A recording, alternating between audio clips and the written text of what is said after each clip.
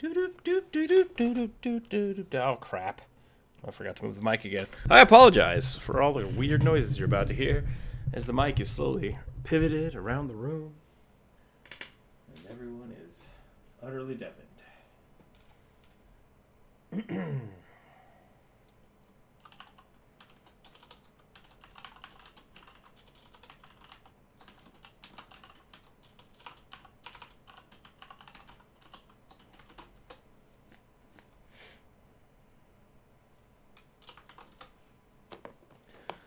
Let's do it.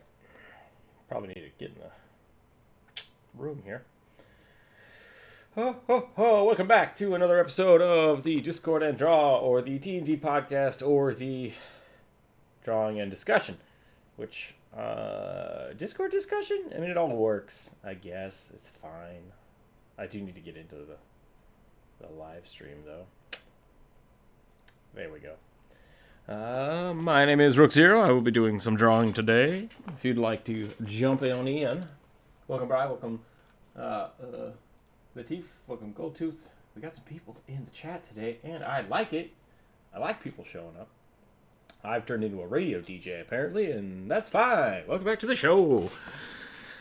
If you're a Patreon member, you are very welcome to jump into the drawing today. I think we're going to do some more just general art today. I don't know if we'll be drawing more characters. We might. I'm not sure.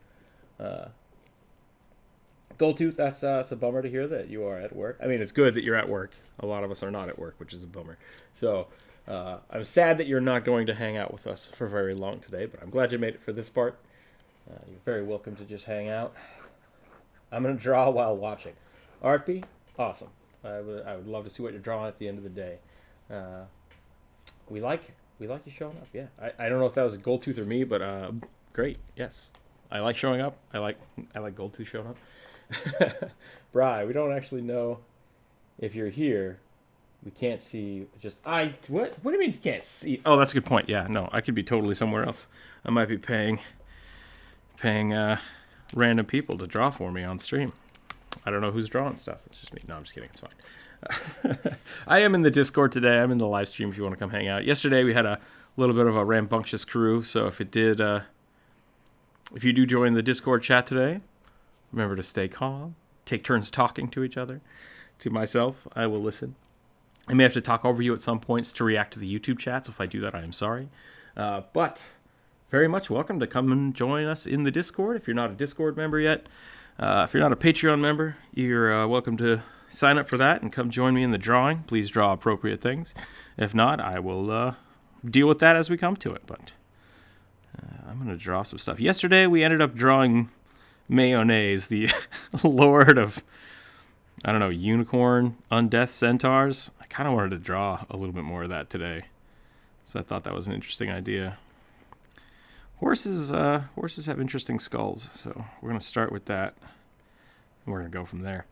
But I don't have a whole lot of plans today. Tomorrow will probably be a commission day. I have some more commissions coming up, so we'll do that. Lots of fun things headed there. I'm working on a new sticker package for the Patreon members. So if you are a Patreon member, here in the next few weeks, I will be sending out more stickers. I would like to make that a full, like a monthly thing, but we don't quite have enough members just yet to accommodate that. So I set up a new goal for that as well. We talked about maybe starting a D&D game or a few D&D games to accommodate schedules.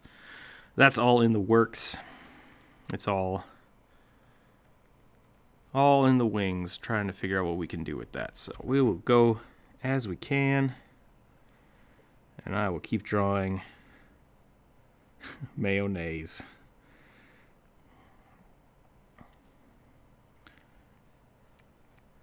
The undead unicorn horse, which is kind of weird. Gold too, yeah, but I gotta head out. Bye, everybody. Try to get back as soon as possible. Stream will still be going. I hope so. Today is going to be I'm going to try to be a little more laid back today. Yesterday I kind of burned myself out real fast. So today we're going to chill. I'm probably going to try to stream a little longer than normal. I might be around for a few hours today. But we're just going to hang out. Oh, take a day off. And by that I mean still work. So we'll go from there. I gotta get my old picture of Mayo up though, so I can see what I'm doing here. Probably need some reference too. Yeah, that's terrifying. Horse skulls are terrifying. I don't. Weird. See, those are in the Discord and Draw. If you didn't catch yesterday's stream, you can see the weird stuff that we drew in the Discord and Draw chat in the artwork corner. Feel free to check those out. We might do some more. We'll see what happens. If people show up and jump into the drawing, we will maybe do some more requests. If not, we'll just take it as it goes. Go from there. It is nice seeing everybody show up for the chat. That makes me very happy. Yeah, horse teeth are real scary.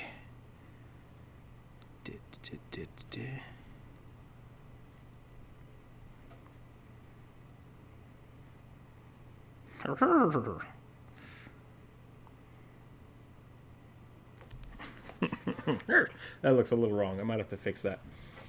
Let's go back to the chats here so I can see everybody. Got some artwork share from Hamster. It's looking good.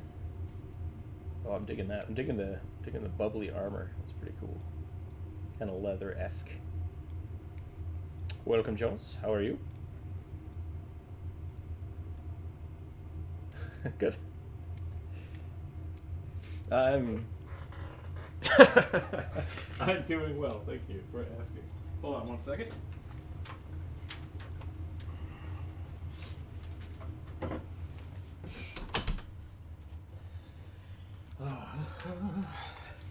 It's still cold here, even though it's supposed to be spring. It's still cold, so my furnace is going crazy.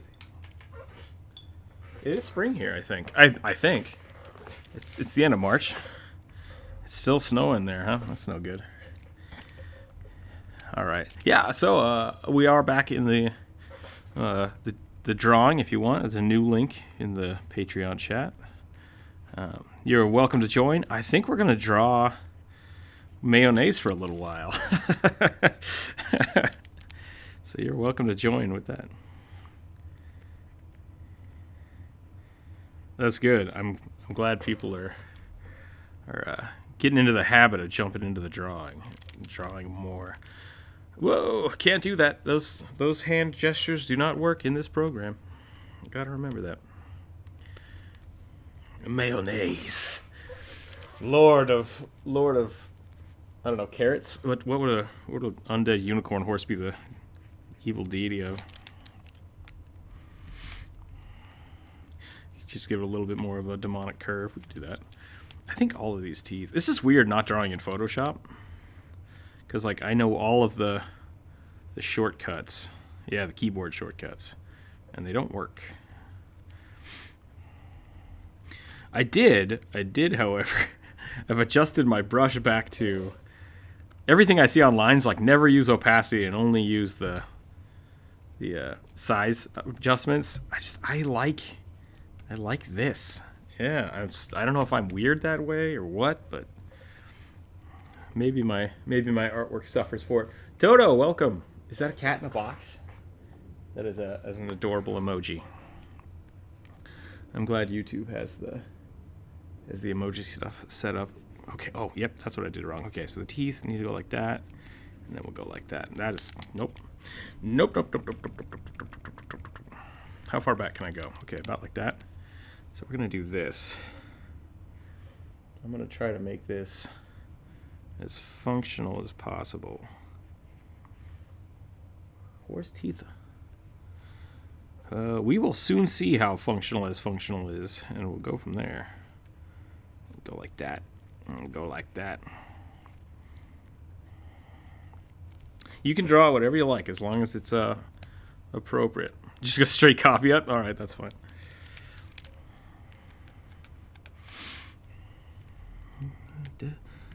You can copy me if you need to. That's fine. If we're just doing an art session, we could do an art session. I think it would be fun to do like an art classroom someday. Someone join the Discord. Welcome. It looks like it's not. Welcome, not. I guess I don't know if I should call you. No, I am not. Okay. For some reason, I always read it as I am not. Like, I am not this person. And so it's like, is your name not or not? Don't call me Shirley, I think is where I'm getting. That is an old joke. That is an old airplane joke.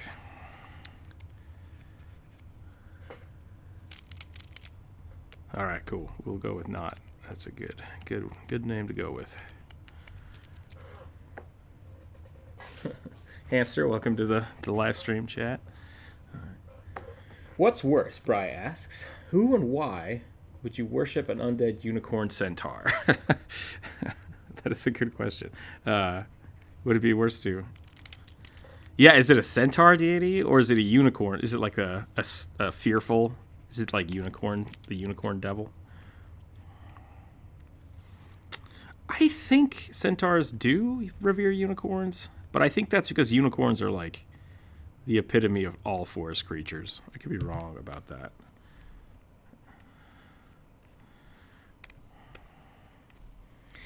You know what?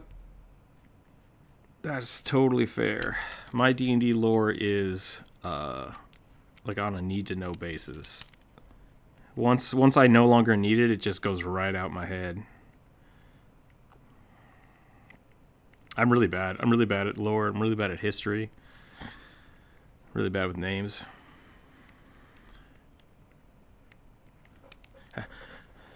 So that's what I'm saying. The question was how do I smooth my stuff? So like if you only have the pen pressure, like you're using a mouse, aren't you? Oh, you're using a says. Who was using a mouse all the time? It's driving me crazy.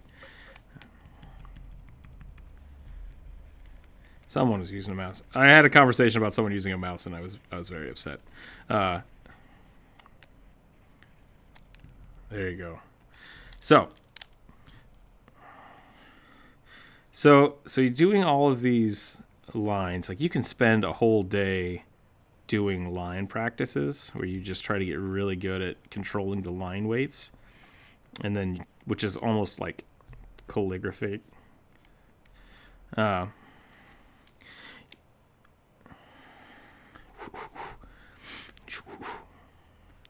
Because I do this for days. That's why. You gotta use your arm. You gotta let it flow. But still, even with this, so I'm gonna switch the settings back now. I really like adjusting with using the thickness of the pen, or leaving the thickness alone, and then adjusting now it's just not working. I don't know. Let's see what happens here. Something's being weird. Yeah, I was adjusting the density so I could use just the opacity. Oh, I'm using black again now. Great. And now it's not working at all. That's a poop.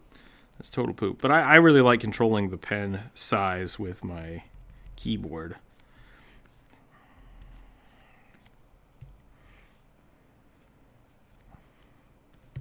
Last month you got into digital art. Nice.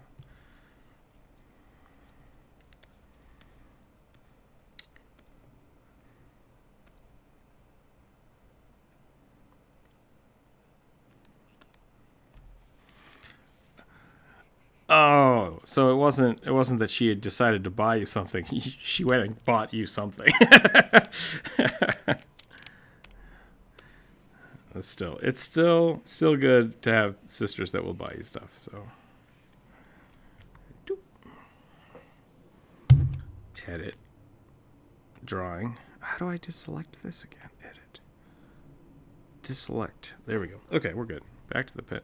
Yeah, there are a lot of things you can do to improve your line smoothness. What if I do that? That's better. Pay someone to make it smoother. There we go. Okay. Nah, I think your art's good.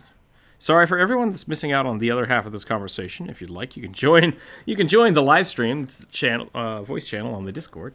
For everyone else, it's a horrible accident at a cursed love spring that was spit in by a horrible sea hag. All right, Brian has apparently said that this is now a corrupted unicorn undead deity. That's not a bad idea. You saying unicorns are corrupted? Because I don't know, that might start a fight. Unicorns are. Oh no, we're gonna have a throwdown, I think.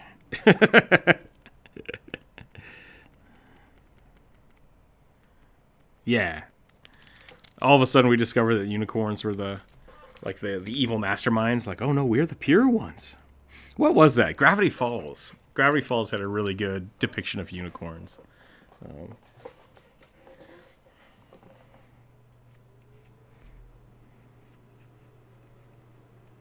Yeah, definitely. Definitely don't mess with.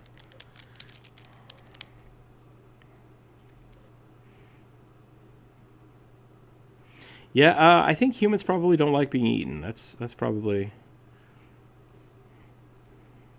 Yeah, if you read lore on humans, like day 1 it just says don't get eaten.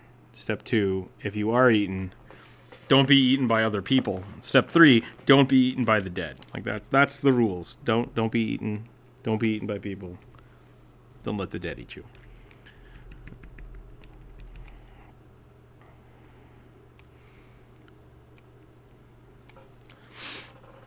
All right, we got the unicorn thing going. Mayo, the horsicorn necromancer. I guess this is a unicorn lich, which I think you need unicorn parts to become a lich, don't you? I think you do. Maybe this is the unicorn that figured that out. He's like, hey, turns out you can trade your own blood for unlimited power. Oh, I got the hiccups now. Oh, that was weird. Unlimited power! He's got lightning. He's got force lightning coming out of his nose all the time. I sneeze force lightning, you cowards! Come to the dark side. Hate stuff. Oh, that's a great YouTube. I just got demonetized, I bet. Whoa, did you just tell people to hate stuff? Chill out.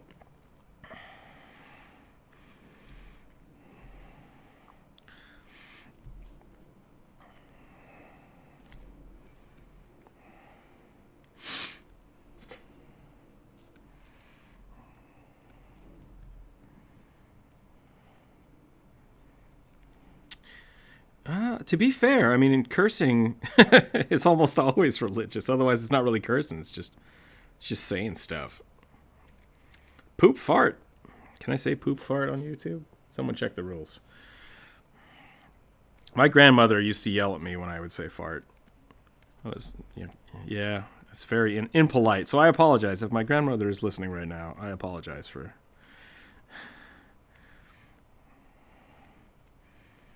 Interesting. I think we've discovered why all of your curse words are religious in nature, I think. It's ingrained in all of us.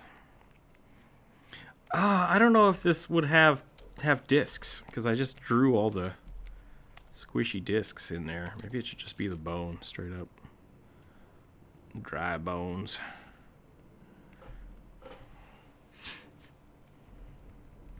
They just crisp, and that's why it creaks. Everything is... Hey, why have I been drawing so many thumbs ups lately? I don't know.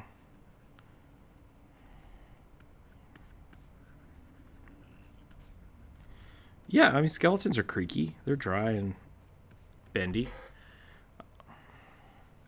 Dry and bendy.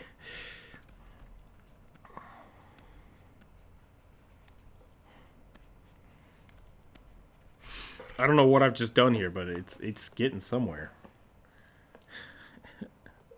No, keep drawing. I like what you're doing. I'll shrink. I have to figure out how to shrink things in this program. So I keep... Edit? Install extensions. That's not what I want. That's not what I want at all. Maybe over here. What do we got over here? I have a few different things going on. Oh, I can make, like... Setting. Okay. There's some things happening here. What if I right-click this? Toggle clipping group. Nope, that's not what I want. So they included the clipping group from Photoshop, which is really cool, but not a scale function. Maybe if I right-click it. Maybe I do this, and I'll go beep, Beep. Nope. Maybe if I just go to the edge? Nope. How about this one? Let me do this. Nope. Well, poop. Poop fart. Drawing. Export. Oh, nothing. What about this? Nope. View. Wait. Actual pixels. Fit to screen. So there is a... oh, that's for the background. Sad panda. Sad panda. Why is there no transform tool? Maybe it's part of the lasso? Nope. Hand tool. Nope. Maybe there's a button. Maybe I need to hold something. Spacebar's the hand. That's good. We're learning things about software today. Welcome back to Rookzer0 Reviews random internet software for drawing. What's this button do? Cool. So that's a function that exists. I don't know what this does. I don't know what I'm doing. I'm scared to click this one. Switch between two column layout. Great. I just want to scale. Is there a Control plus T on the software? There isn't. Because if I hit Control T, it opens a new tab in my browser, which is not what I want. It's the opposite of what I want. Let's see what else we got here. What else do we got here? Control Alt? Control Shift. Okay, so those are going to be functions of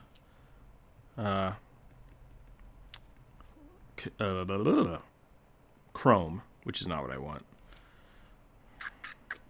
This is kind of fun. This is like a scavenger hunt. Yeah, I don't know. Do you not know what a scavenger hunt is? Interesting. Okay. Toto's going to sleep. I'll catch you later. Thank you for hanging out. A scavenger hunt, which, to be fair, I had very few friends and we didn't do them. But I know of them. So scavenger hunts is where you basically, like, you each get a list of something, like candy bar of a certain type, and then you all go try to do that.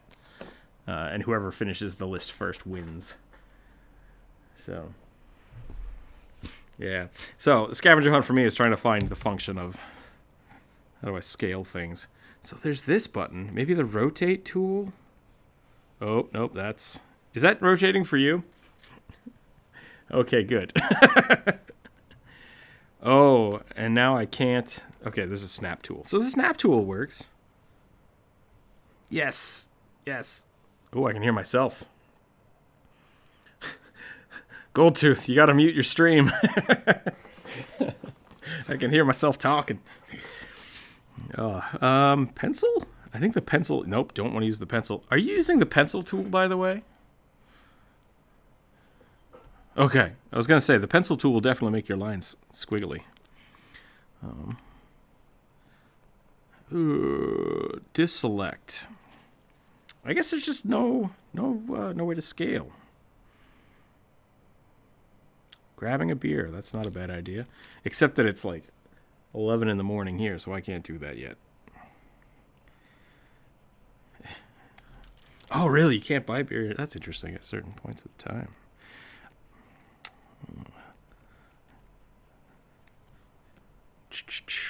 The real trick is just... I don't know what I'm doing anymore. What were we doing? You get a little random. You get a list of random things and then have to find it. Like red paperclip, Pepsi bottle cap. Yeah, there you go. Brian knows what's going on. I'll talk from here because I'm going through a phone, so it's like an echo of a lot of things. Yeah, Goldtooth. Sorry about that. Sometimes it's a little strange. I'm trying to figure out how to get the different audios going with two different chats.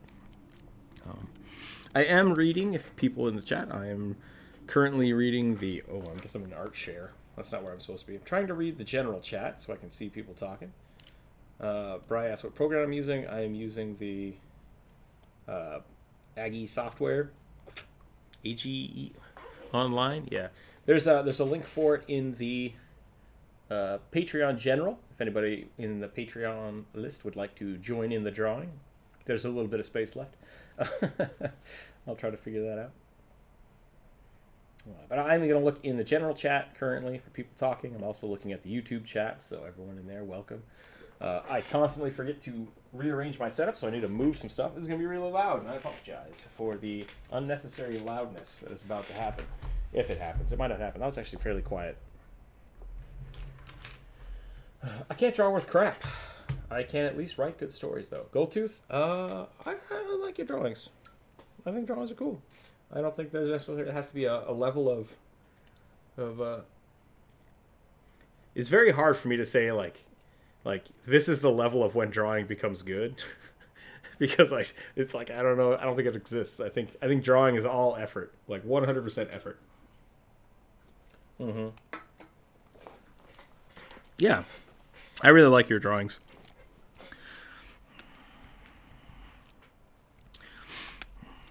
All right. Hey, I'm surprised when people like my drawings. So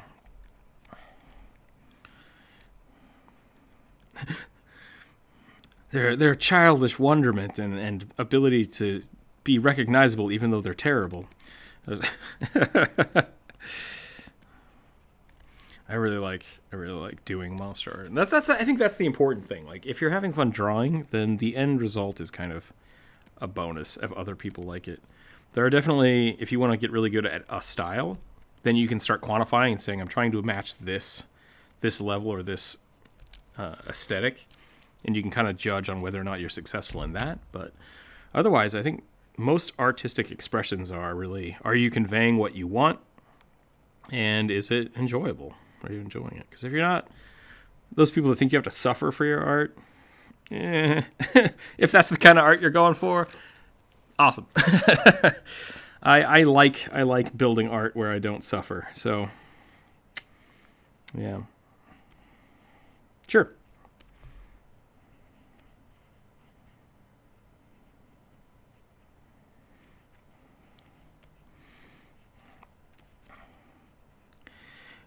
Okay.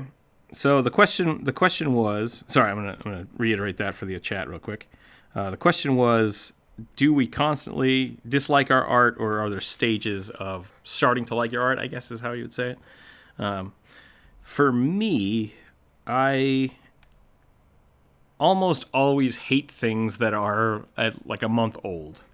Every time I draw something, I look at it later, and most of the time I look at it and be like, oh, I could have done that better, or I see a thing where I messed up here, and then I will try to adapt my new art for that. And usually when I finish a drawing, I'm happy with it, and that's where I'm like, you know what, I like this, I'm glad where this is, and I'm going to call it finished, because otherwise I will just work on it forever. And so there are two stages. Like right now, like, I'm not happy with this, I'm just going to get rid of that because I want to change it.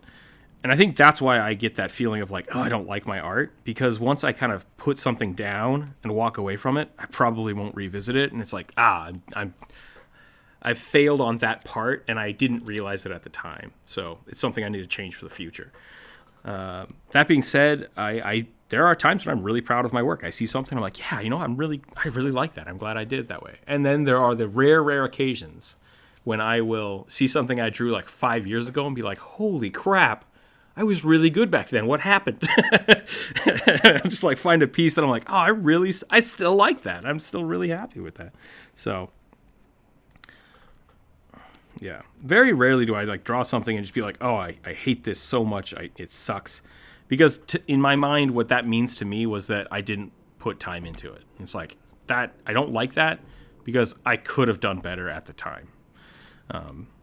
So, yeah. So like with the chess piece right there, I saw it. I'm like, that's not right. If I leave it like that, I'm not going to like it. I need to fix it now. So while I remember and while I notice it. So, yeah. That was a lot of talking.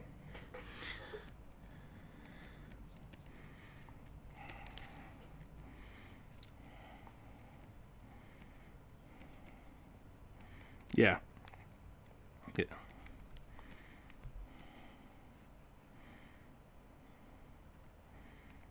Yeah, those are really good. So yeah, there's definitely some,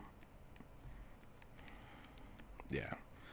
A lot of my dislike in my own artwork is because I know I was lazy with something, or or I didn't catch it, and I'm upset about that. But I don't necessarily hate my artwork because it's all about the process. So if I'm enjoying it and I'm learning, I'm happy I'm doing it. Yeah. I think there are a lot of people that for them the important thing is to, like I said, emulate a style. And so when they draw something and it doesn't turn into that, they either get frustrated because they don't know how to update it, or they're just mad that they're not there yet. And so I can understand that, but it's something you got to work through to know where you're going with your art.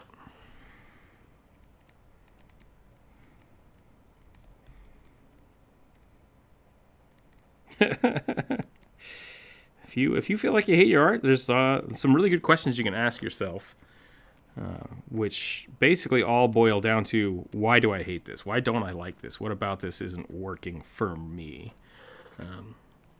And a lot of times those answers can really help you change what you need to change in your art. What if his rib cage is another creature that is caged? Like there's what's that movie with Scrooged? With all the little people in Death's rib cage. Yeah, doesn't it?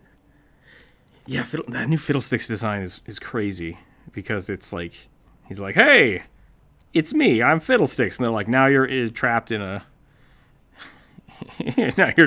skeleton cage. I like that idea. I'm not happy. I don't like that Fiddlesticks design because he doesn't look like a scarecrow anymore. He just looks like a creepy robot.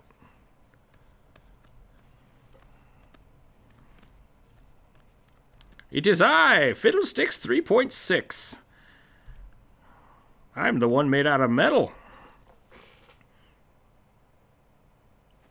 I should not have drawn all that. I should have put that on a separate layer. Actually, can I? Yeah, whatever.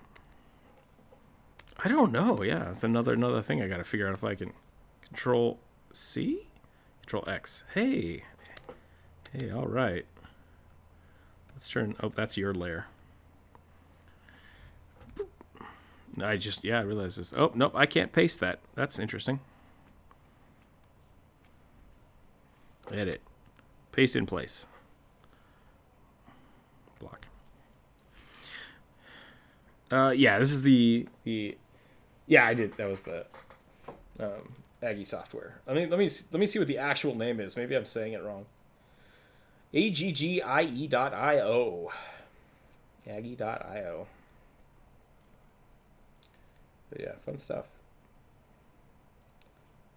I got everything else screwed up now. Hold on a second. There we go.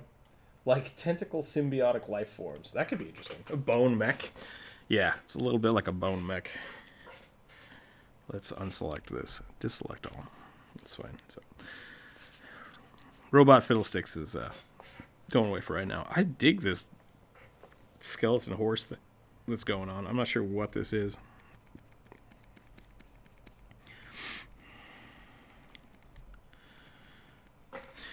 Yeah, I mean, we could probably switch gears here if we wanted. We could go back to some making bacon pancakes. Bacon! We'll let the internet figure out what's going on in that picture. Turn those off. Let's get some suggestions. I think that might be a good idea. I think layer already owned by user. Well, fine then. I'll do what I want. Bacon. I think this might be the only thing I drew on that was bacon. So let's just draw on that layer again. What are we doing today? We're going to draw some stuff. A cute NPC race that is size tiny. That's doable. I mean, I guess regardless of what we draw, it's going to be normal size. Oh, if you want to draw something horrifying, you are welcome to.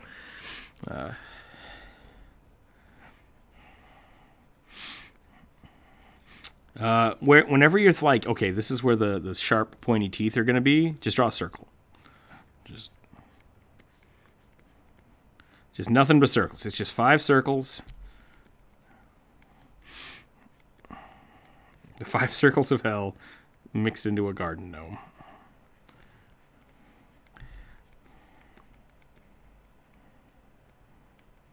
And that's how you make a margarita. You get 5 gnomes. All right, little tiny feet. You're like, hey, friends. And then you go like this, and you incorporate the devilish super mustache that is this gnome. Oh, it was supposed to be cute. Shoot. Big old eyeballs. There we go.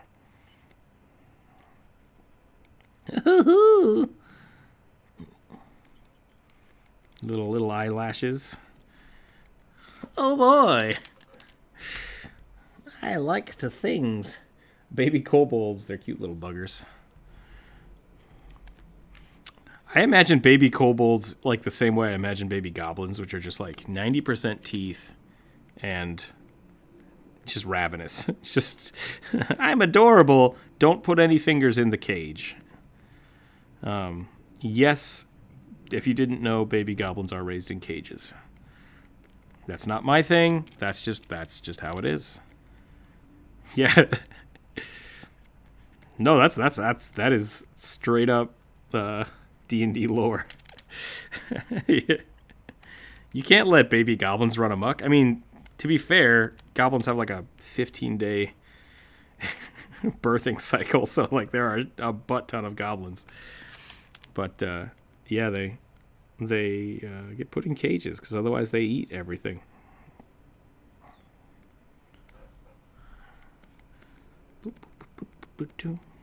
I accidentally gave this thing a diaper. I don't want it to be a diaper. I want it to be overalls. I need like yeah.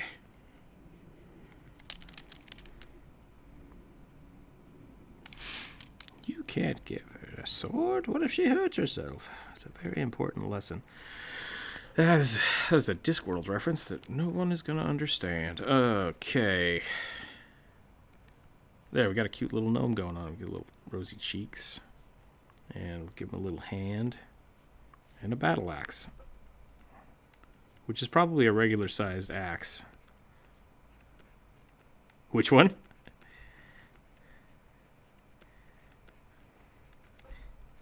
I think your voice cut out right at the second that you said the name. Rosy Cheeks is a great gnome name. I would agree. Hello, I'm Rosy Cheeks. I'm here to slay the dragon. Also, I brought cookies.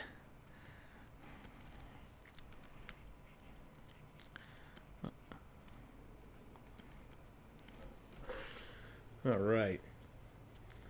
Like Peppermint Nader? What? He uses candy weapons.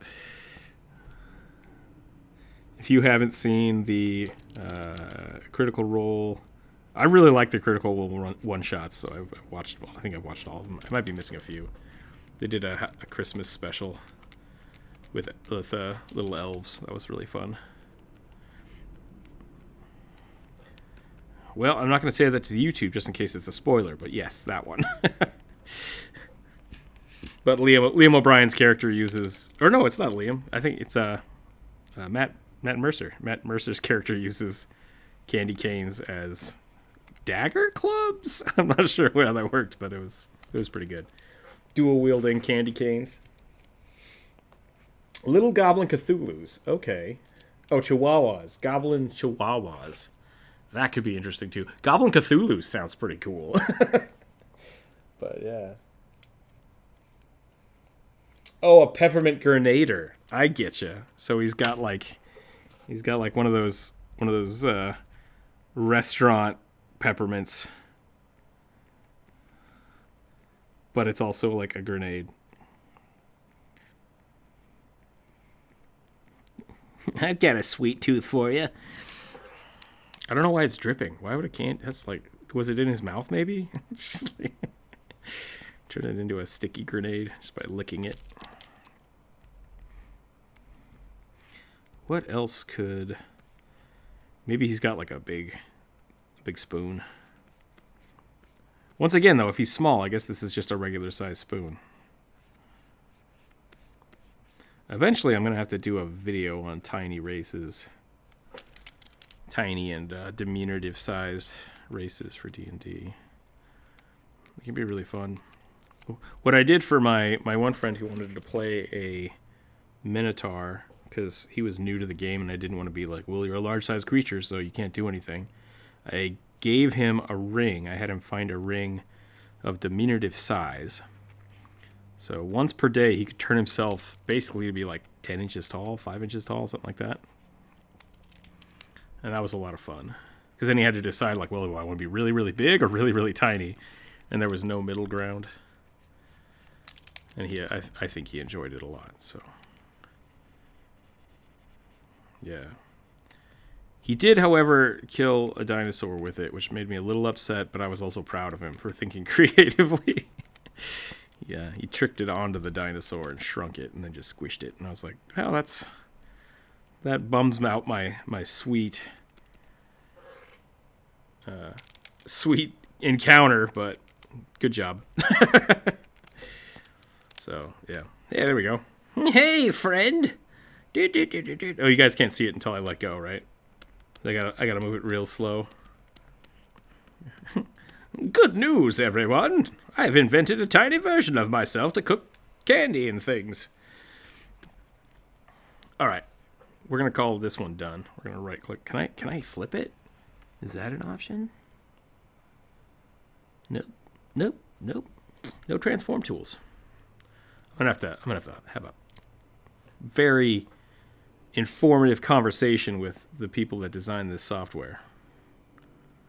What are we calling this dude? This little dude? His spoon is a spoon of mixing. Upon a successful hit with the victim, can become confused and start attacking its previous partners. That's kind of a cool idea. I honestly thought the spoon was gonna like mix the person up, just like blend them. I'm like, oh, this is gonna get dark, but no, it was actually very family friendly, and I'm okay with that. Confusion spoon. What did we say this thing's name was? Rosy Cheeks. Rose Cheek the Third. There we go. My name is Rose Cheek.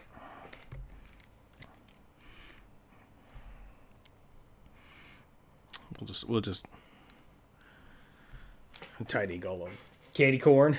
My name's Candy Corn. I'm a barbarian.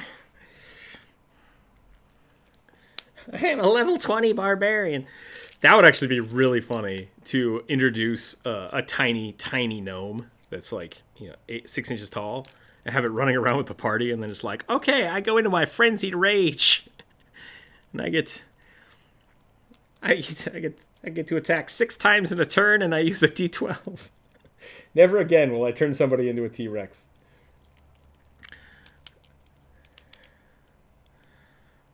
Isn't that how that works? We need to look that up. At level 20? Oh, I'm looking it up. I'm actually thinking of fighters. Okay.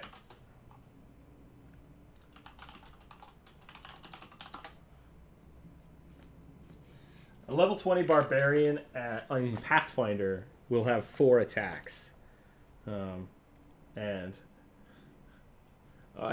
And then you get a speed weapon for another one, and then you use two-handed fighting, and that's 6 attacks. That's how you do that.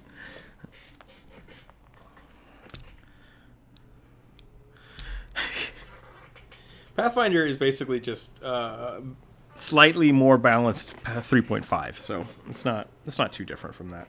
If you've ever played 3.5, they're interchangeable. Oh. Well, if you ever feel like making a character that can break the world, 3.5 is where you should head.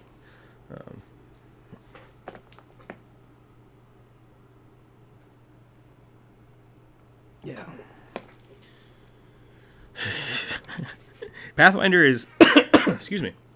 Pathfinder is really dumb with its AC because, I mean, once again, it's based off of 3.5, but with Pathfinder, your AC should be 15 plus your level if you want to be a tank. And so, yeah. So by level 10, you should have an AC of like 35 to 40. If you're like trying to be really beefy. And it gets really bad because all of the creatures at level 10-ish get like plus 20. So if you want to fight someone who's min-maxing their armor, it basically just kills the rest of the party. So it's like either A, you're invincible, or B, everybody else is going to die. So 3.5, and that's why 3.5 kind of got faded out to 4, which was terrible, and now 5. 5th edition is like, what if AC is just 20 is like the best? Let's do that. So the little gnome has some demons. You can see it in his eyes.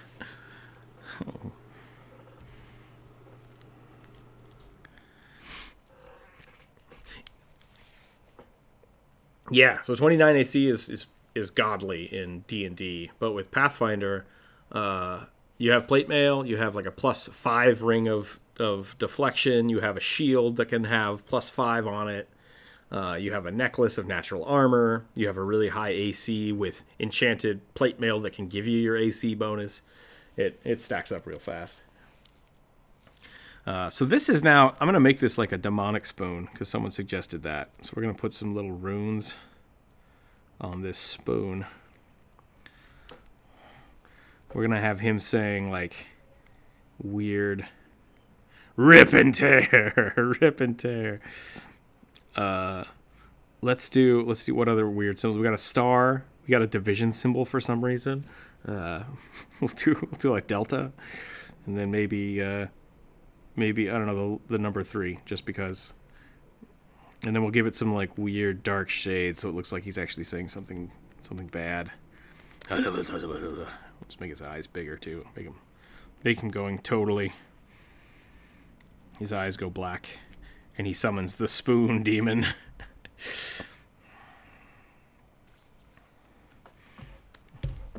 Boop, boop.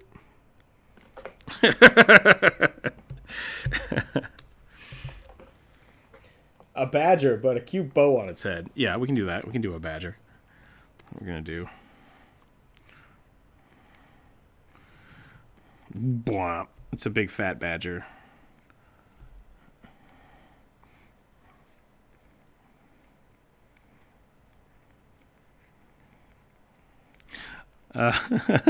American badgers are terrifying, so just put...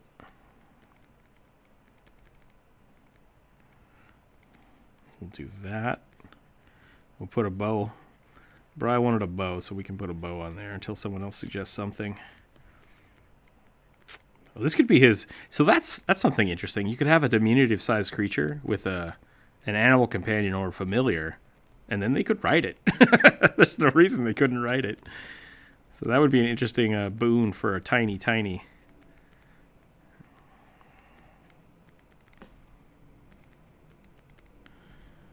Oh, can they? That would make sense. If they're small creatures, yeah, because your creature would be medium-sized by level 4, I think? Level 4 or 5? That's a game-changing character right there. Honey Badger's name would be called Sweet Tooth because it likes to lick the sweet things the gnomes gives. Rosy cheeks and Sweet Tooth. There you go. My name's Rosie. Rosie Bubbles. We'll do that. Rip and tear. Rip and tear. We'll make it chunky. Chunky badger.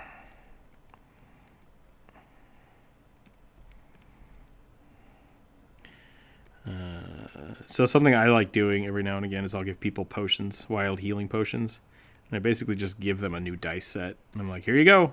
You just roll it all at once. And it's really funny because you have a chance of getting between 7 and like 70 health. Yeah, it's really funny.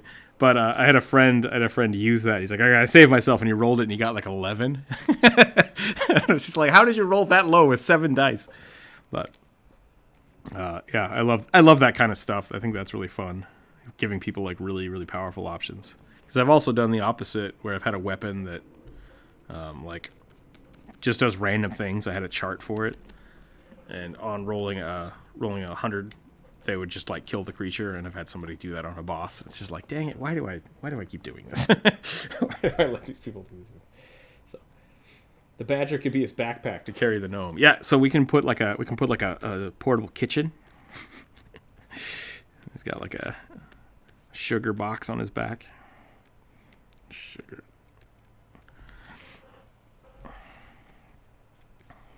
It's a weasel. It's like you got a weasel. Yeah. Badgers are just. It's a weasel. But then after you draw the weasel, so there you go. You got a weasel. And then the badger goes like this. And it gets bulkier. And then it gets like sick guns. It's like, oh yeah. It's just lifting weights. Lifting garbage cans, yeah. It's just getting hella ripped. And then it gets like big old combat boots. And that's what American badgers look like. And then they have black stripes.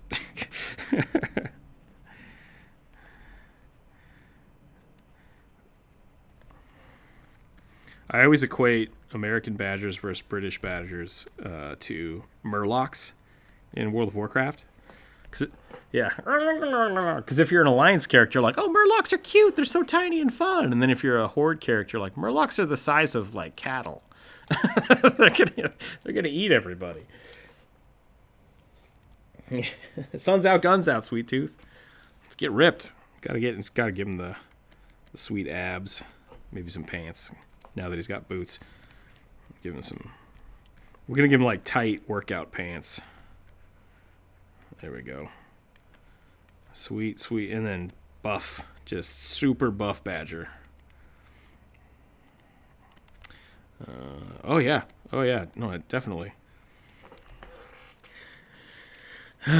Sun's out. Guns out.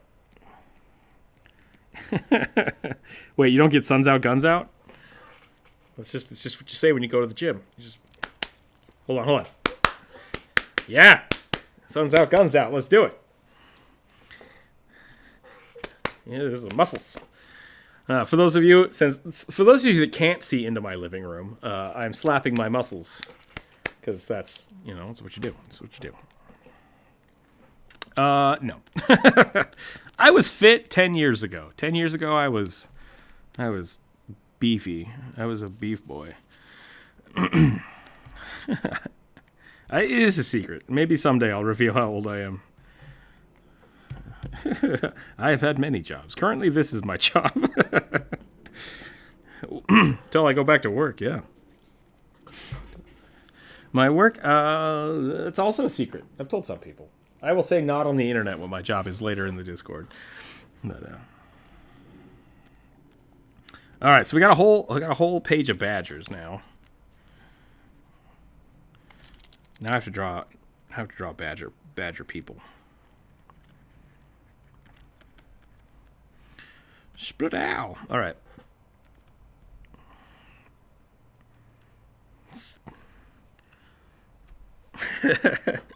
You can't say I'm old and then make Johnny Bravo references. That's not how that works. Hey, pretty mama. Go back to the armor conversation, Goldtooth asked. My paladin in the current campaign has been able to break the system to get a 31 AC. D&D, that's pretty godly. That's pretty good. One of my characters in our last campaign here is a cleric in pretty good armor, and with his buffs has, I think, 42 AC. Which means that even the level 13 things I've been throwing at them has to crit to hit him. So I've been having to do a lot of really weird stuff to kind of equate it. Yeah, it's pretty fun though. It's the other on the other side of it. I have a drow paladin who has no armor, but basically it has 3. Every time I cast a spell on her, I have to roll for their spell resistance, which is super high. Then I have to actually roll to hit them, which is easy enough. And then if it's an actual spell, she gets a will save, which is also insanely high. So it's really hard to kind of balance out the combat we're doing. But that's kind of the challenge of the DM, and I'm okay with that.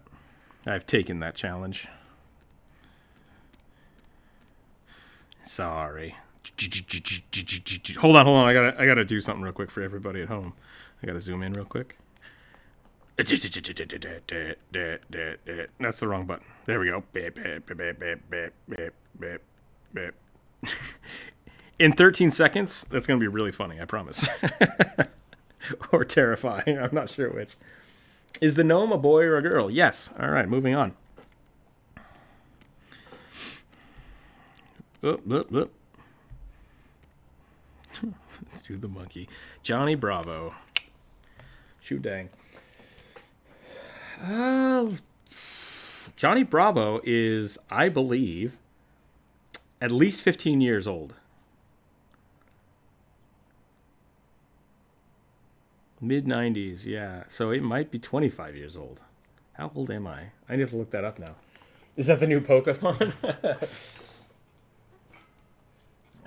Let's see. Johnny Bravo. Johnny Bravo. 1997 to 2004. There you go. Yeah, that makes sense.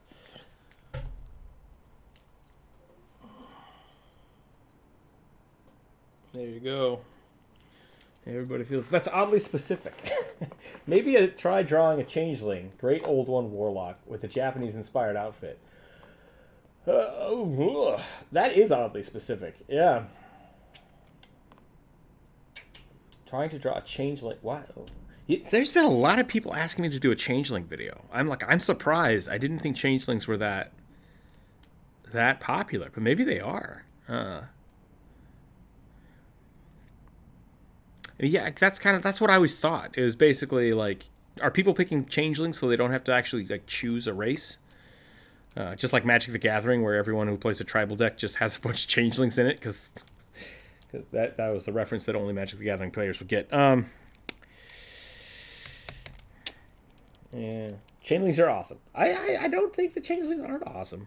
I never played them because I didn't think they were. Huh. Yeah, how many people play changelings in 5th edition? I would actually like to know this.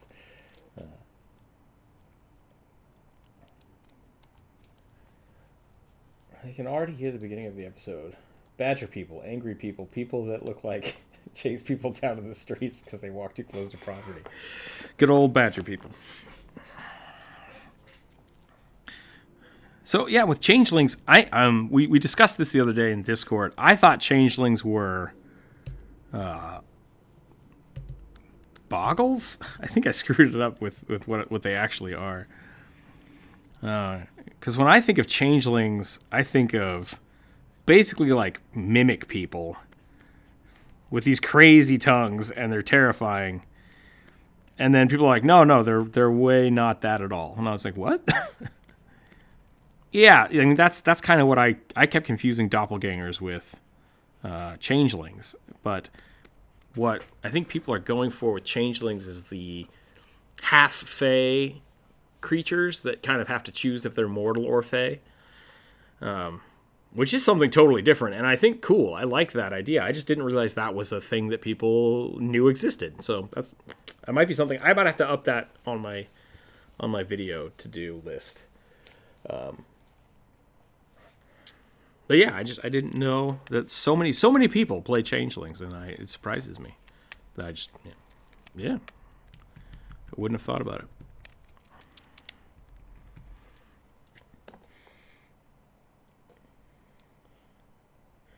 Changelings are the offspring of doppelgangers and humans. I don't remember. Yeah, I don't know, Adif, if that could very well be the case. It's like the Ditto, right? Like, I pissed somebody off in the Discord. I can't remember who it was, but they were like, no, changeling is this. And I just drew the like, hey, I'm a changeling. And so I made them mad. That is a terrible Ditto drawing. I'll have to work on that. Indeed, though. Well, I'll give him the Squirtle glasses. That makes everything better when you give him the common of glasses.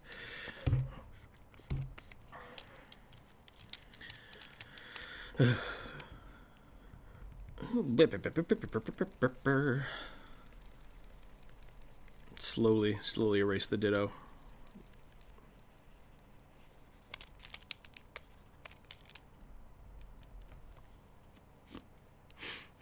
The Witcher series has a doppelganger? I'd be interested to hear about that.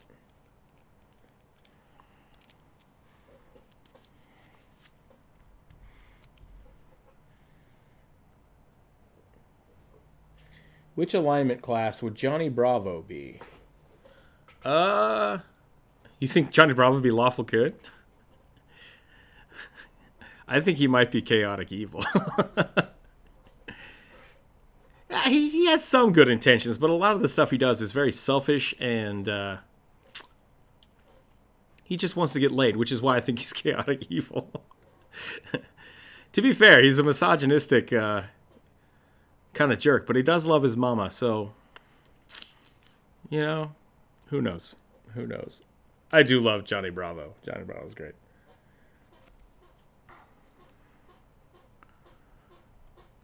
True neutral.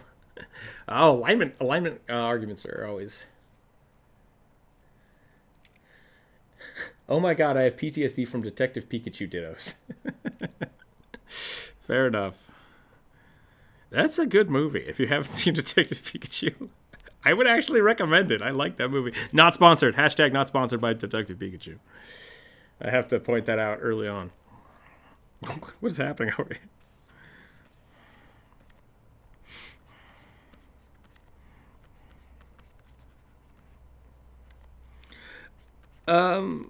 It's actually for YouTube. The question was, do I have to say if I'm sponsored by something? It's more to the effect, if I'm not sponsored, I'm sorry. The question was, do I have to say if I'm not sponsored? The real thing is, you have to claim if you are sponsored by something on YouTube. If you are sponsored by something, you have to disclaim that. So a way for me to just stay out of trouble is to constantly say, I'm not sponsored by this, so that people don't get confused and think that I'm sponsoring something.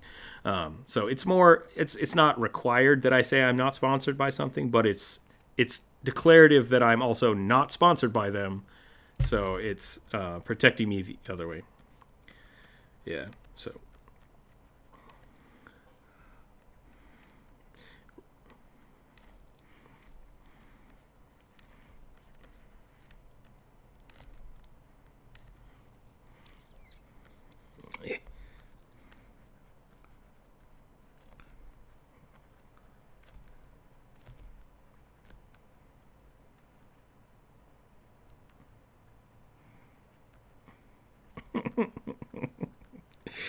I don't know. It just looked weird, so I decided to add my own. Gonna fill that in.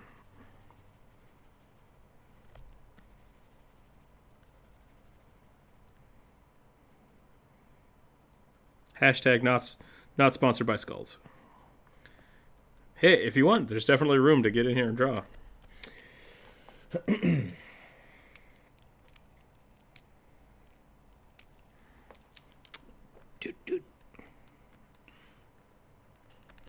No.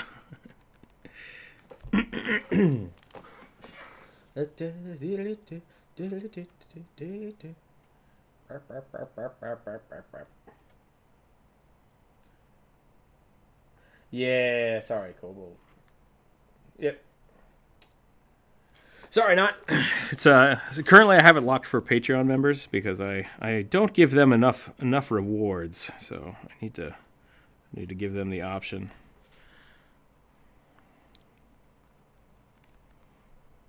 That's fine.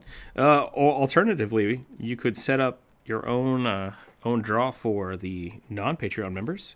It won't be on the stream, but you can all participate and have fun. I guess I could set that up too for everybody.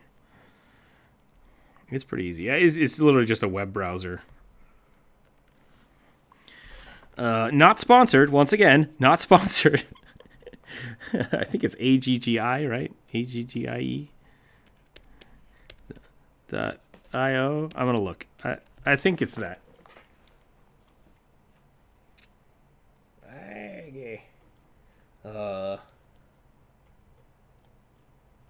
What are we talking about? Uh-huh. Oh, really? Is that why it's labeled that? I didn't know that. That generally makes sense. I'm not sure who made this program, but it's amazing, and thank you for letting us use it. Aggie made it. Where did I put that? I've totally lost it now. aggie.io. Yeah. Okay, so that is it. I like being able to share. This is pretty cool. Hey, maybe, if there's a sponsorship out there, I'm using the software. Maybe I'm not supposed to be using the software. Oh, that's scary. I need to figure that out. Totally not sponsored. Don't read this. I think it's free. Yeah, I think it's a free software to use. You can definitely Google it, so it exists, which is nice. Theories go that Ditto is a failed experiment of the Mewtwo project. Yes, I've heard that. That is a good. The real question though is, no, I have no questions. That's straight up Pokemon lore. I dig it. I'm running out of things to draw though. Now we're just drawing weird skeleton creatures. But hey, you know what? That's totally cool because today is a chill draw day, right? And everyone can just chill. What kind of settings would you like to change?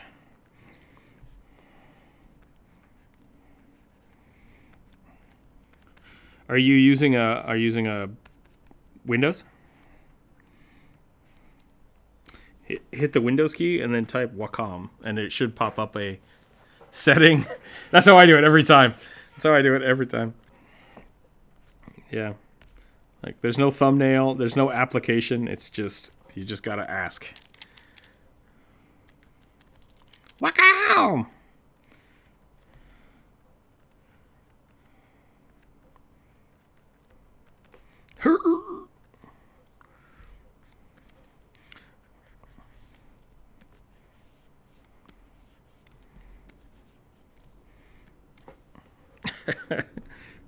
Yeah, it's Ghost Rider, but apparently he got knocked in the noodle.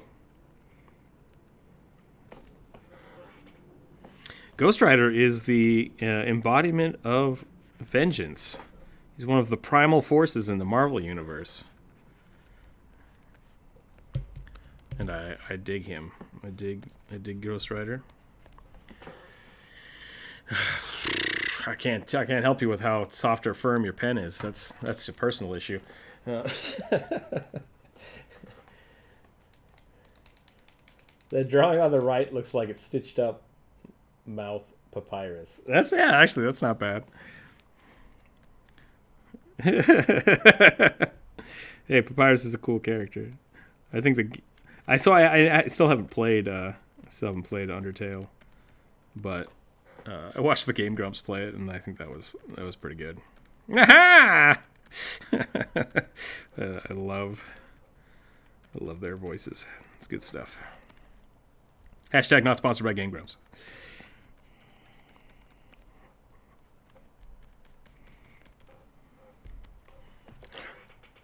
Just throwing hashtags everywhere, yeah. How about a bugbear enchanter, bard, but he's tone deaf. He just drives everyone else away. A bugbear enchanter, bard. Yeah, we can do that. Beep, beep, beep, beep, beep. For everybody else, just flash the Ghost Rider insanity for a little bit. Beep, beep, beep, beep, beep, beep, beep. Seizure warning. Please don't pass out. Please don't watch us flicker our characters. Bugbears. We're going to start with this. Up. The bugbears. Draw yourself as a bugbear. That could be a fun.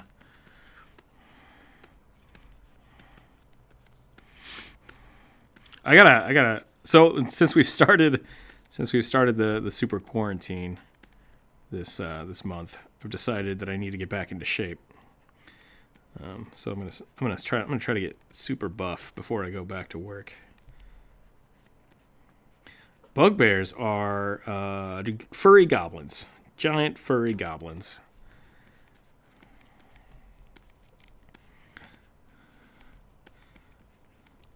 Bugbears are pretty sweet when it comes to they get extra damage dice. They basically get sneak attack regardless of what attacks they're using, which is pretty awesome.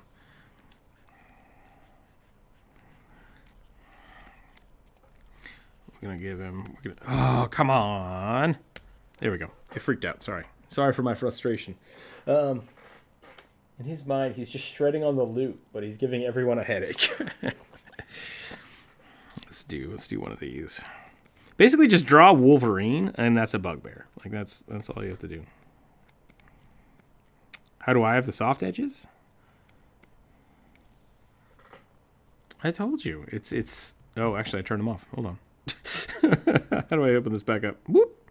So I have my density turned down to about 24%, and I have it on the pen setting. And that way, I'm just using my pen pressure to do it lightly. Which, once again, that's not how anybody will tell you to draw. I think no one will tell you that. But it feels like a marker, and I like it. Which is weird because I don't like drawing with markers. That's fine. Absolutely ask away. If anybody has art questions, please feel free. I think my commission tomorrow is going to have some overalls, so I'm going to practice some overalls. I was a teacher for a little while, and I wasn't like officially a teacher, but I've taught a couple classes. I went through grad school, so I taught a few classes doing that. This is a really cartoony bugbear. I'm actually pretty happy with this dude so far. Yeah, so I've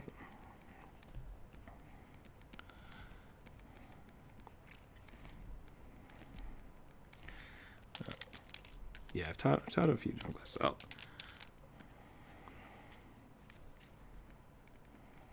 Yep. No, I mean absolutely. References are beautiful.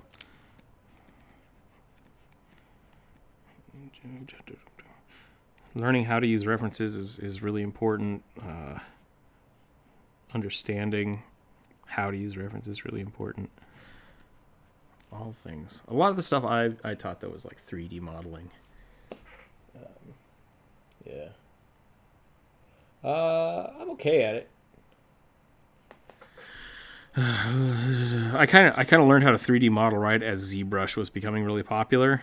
And so the thing was either, okay, now learn how to do ZBrush, which is fun. It's basically just sculpting, which I'm traditionally trained in sculpting too. But it's I don't know. I don't enjoy it. I don't enjoy it is kind of the thing. I think I'm okay at it, and it's just not something I really enjoy doing. So, I don't know. Oh, I'm gonna have a commission tomorrow where I have to draw something like overalls. So I wanted to see if I could do it. So I'm practicing for tomorrow. Give him a loot to jam out on. Wow, wow.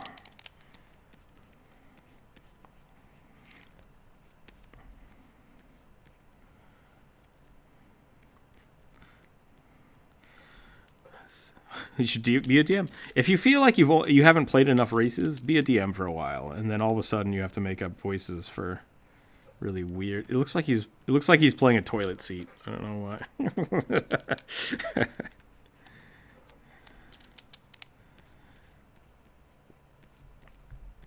Why is everybody we're playing sound finish? I don't get it.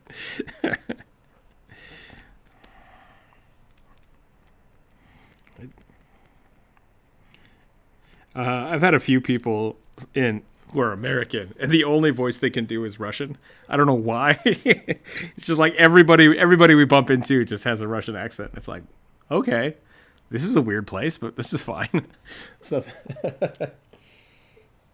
if Ghost Rider was a tiny character, would he set his badger mount on fire? Yes, I think he would. I think the badger would be, would definitely be like a skeletal badger. That would be pretty great.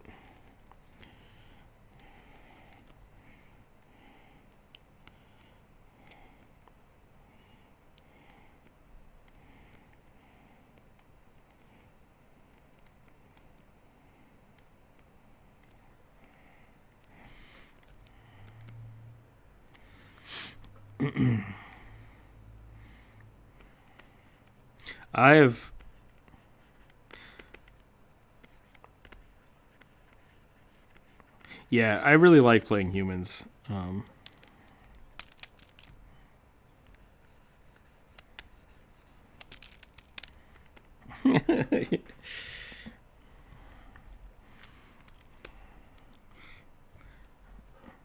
getting closer. He does look a little like Noel. I've been drawing a lot of Noels lately. I do quite a bit of sketches whenever I do one of the videos. So I have a lot of Noel on the brain right now, I guess. But he's got to get this big old hand just ready to jam out. Regular Noel.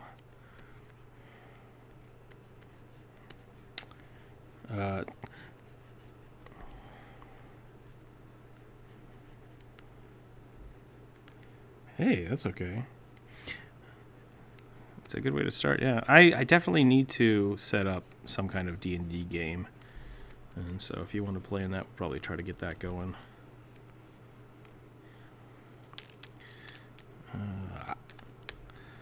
I'm gonna be totally honest. My whole intent, if I get a game going, is to kill every one of the characters that are playing. That's just we're doing a hardcore game, and it's gonna be brutal, and it's gonna be awesome. Yeah, there you go. Play a bugbear. You want to play a bugbear? Do it. I'm pretty chill about that kind of stuff. I was thinking about that the other day, though, and I think if we did that kind of game, because people's schedules are kind of weird, I think it would have to be for the Patreon members, and I don't think I would stream it on YouTube, oddly enough, at least not initially. I think I would have to. I think I could stream it on Discord, which could be fun, and so it would be kind of a Patreon sponsored Discord game. And I think the way we would do it is we would do it something to the effect of have it be a reverse dungeon dive.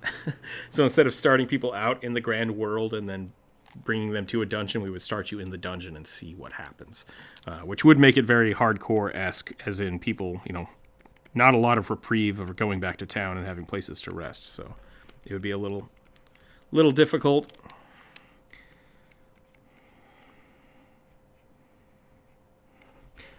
Oh, are you looking at the Patreon member stuff? Yeah, don't worry about it right now because I haven't set that up just yet. But hey, if you really want the gelatinous cube experience and lord that name over people on Discord, you're welcome. You're welcome to give me more money. I'm fine with people giving me money. The pick of disharmony, that's awesome. I like it.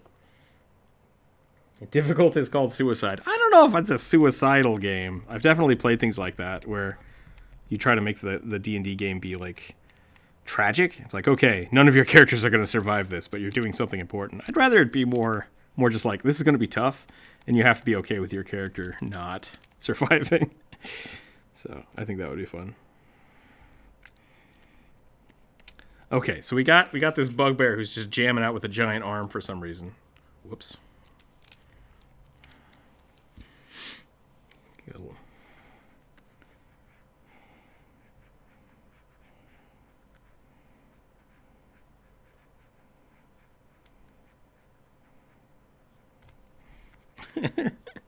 You're a self-patreonated warlock.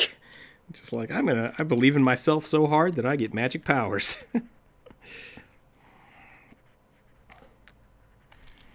I think that's a bard. I think that's what a bard is.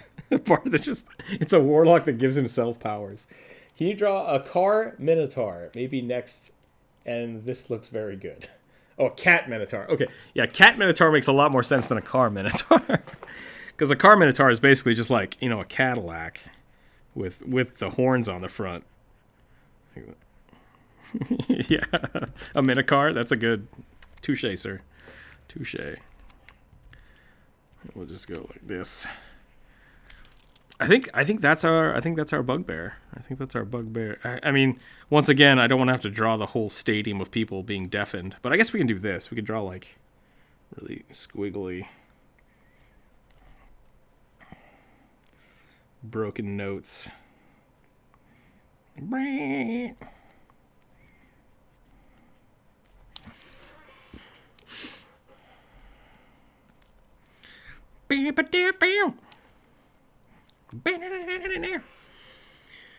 He's playing country music. Oh! Sorry. Oh boy. Oh boy. American country music.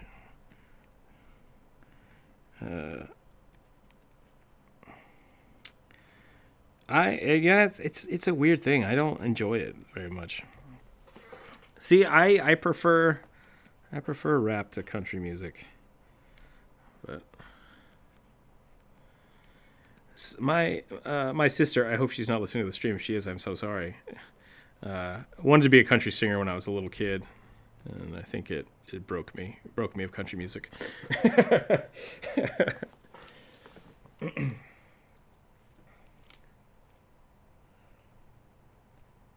It's house country music with dubstep beat. There you go. It's house country. All right, let's go back to general chat. Put that there.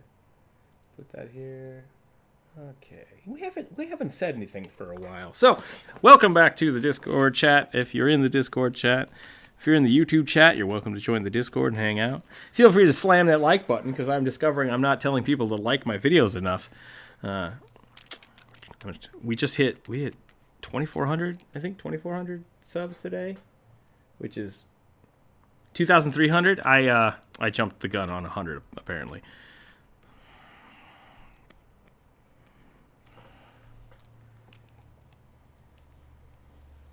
Oh, that's weird. So we did hit 2,400 today apparently. Maybe that last one is like Jump Rope's account, so it doesn't actually count it. Who knows? It's just rounded down. But yeah, so super great job, everybody. That was really cool. I woke up this morning and I was like, oh, wow. That's awesome. But yeah, happy weird channel birthday. Getting older. But yeah, so keep doing that. Keep liking the videos because I want to get these things viraled out there so we get a whole bunch of people. Well, I lost my train of thought. What were we talking about? I totally lost my train of thought. Country music, yep. Oh, my sister, country music. Oh, we kind of talked about that. Country music myself out. Oh, yeah, the Patreon game. So,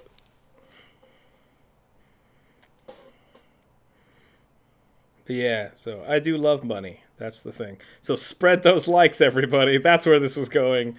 I need money. Congratulations, well deserved. Thank you, Bri. Thank you, everybody who's been sponsoring me so far, and I hope we keep making these sweet videos. So, I remember now. If you're in the YouTube chat, feel free to join the Discord. So, because we have the drawing and the talking there, as well as options for Patreon members and stuff like that. So we're trying to make those rewards really fun, and I think a Patreon game would be good. Oh no, let's not start another cult. I think I get like one free accidental cult, and then the government starts watching me. I think that's how that works. I totally didn't mean to start that one, and they're like, okay, that's fine. But then like 1, 2, or 3 cults start, they're like, hey, wait a minute, I think you're in on this. Let's just. Okay, I think that's good. I think this is a good terrible bard bugbear. That's pretty good. I haven't done a cartoony style character in a while. A teenage bugbear? You might have drawn a teenage bugbear.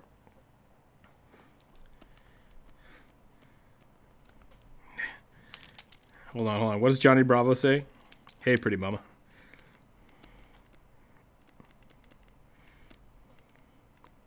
Oh, that's got to be weird, because he's totally just Elvis. What does Elvis sound like in Finnish? It's just weird. Hey, pretty lady.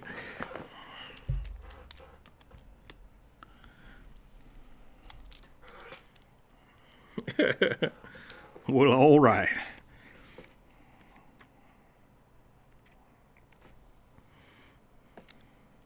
Oh, all right. Here we go. Do the monkey. All right. No more Johnny Bravo impressions today. I'm gonna stop doing that. Let's just get his pants done.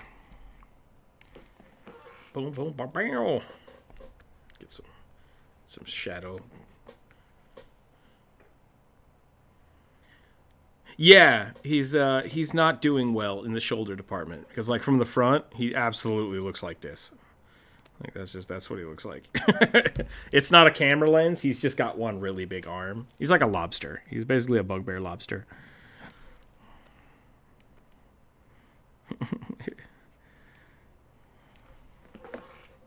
All right, we're gonna move away from the bugbear lobster for now. All right, where are we at? Oh, right, the car minotaur. How was that? Is it like, so we have the body of a bull, or the head of a bull, right? And then like a cat. That looks right.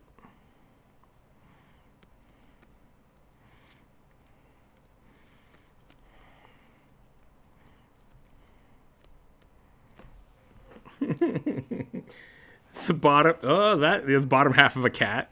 So it's just a dude that has a cow head that likes licking his own butt. That's what we're looking at.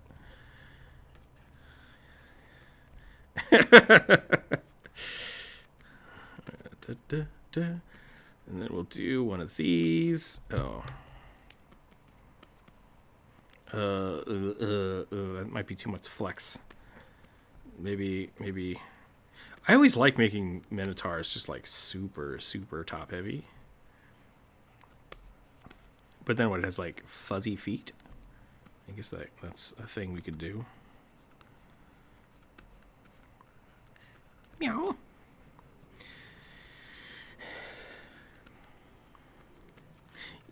Yeah. I think the disproportional giant heads is because it was based off of an actual bull's head on a dude's body. And bulls are huge. Bulls are big.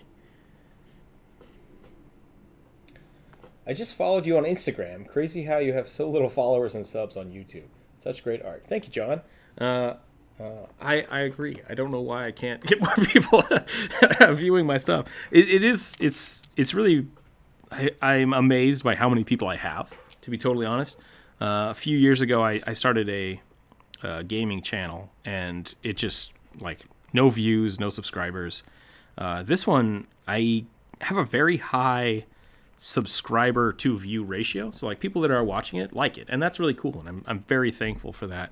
And I feel like there's just not a lot of people watching it, which is weird. Like actual getting to see it. So maybe my thumbnail game is off or something, but it's definitely something I can look at.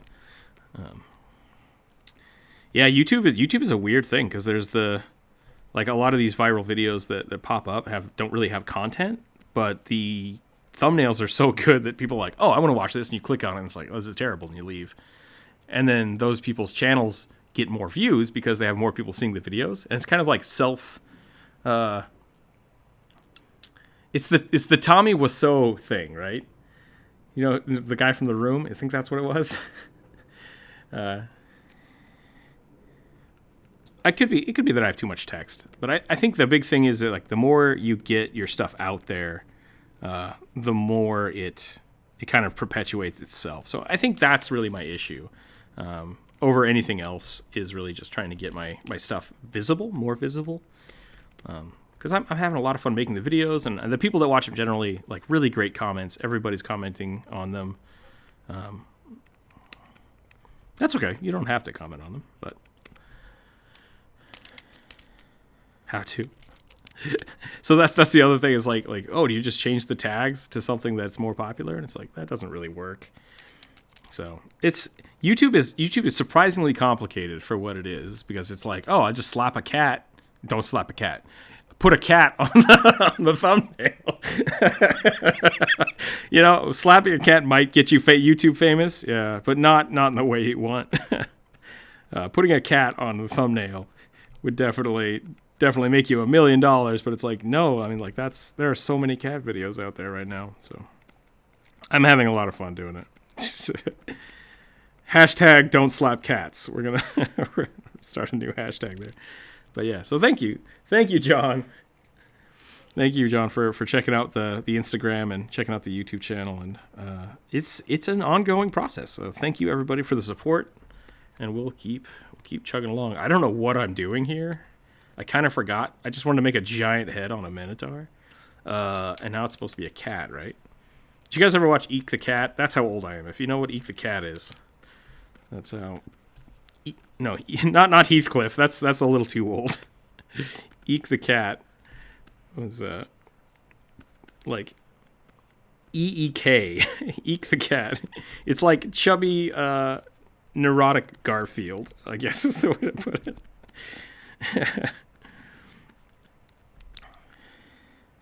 Yeah, it's kind of like Felix the cat, but I don't know. Maybe it was just Felix the cat for poor kids. That might be what it was. It was on regular TV. I didn't have cable growing up, so I didn't get to watch like Johnny Bravo that often. There we go. We'll have a big old cattail. He was a little purple cat that had a lisp. It was pretty great.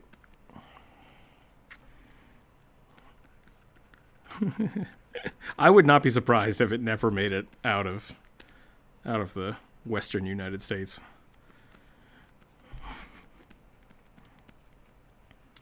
Sharky the Shark Dog. Yeah, it was good stuff. How shitty should a first level adventure look? That is a great question.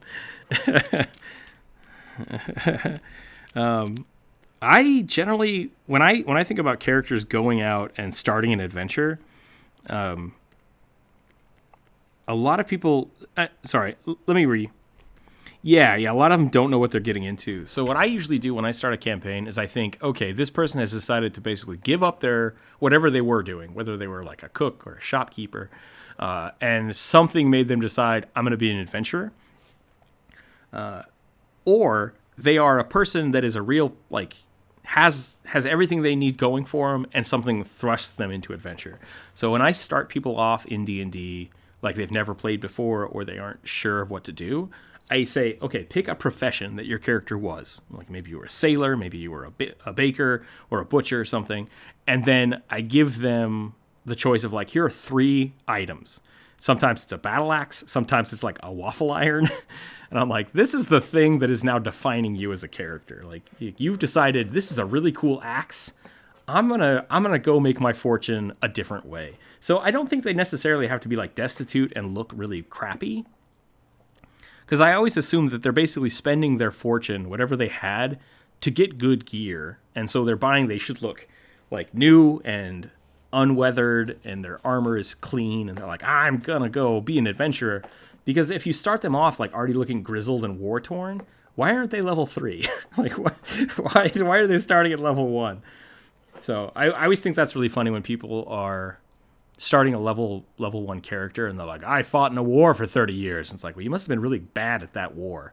Like if you didn't get any experience or, and I think that's kind of, some of that's okay. Like, especially people that are, like, oh, my character was raised in the slave pits. It's like, that's a really cool backstory for like a level 3 or level 5 character. Cause then you can like already have some of that stuff in there. You take 1 level in rogue or 2 levels in brawler to kind of equate your story that way. Brawler is another Pathfinder thing. It's like a fighter monk, basically. Yeah, super cool. So, yeah. Oh, did I get gifts? Am I getting gifts again? I'll have to look. Yeah! Oh! Thank you, sir. That is amazing, and thank you.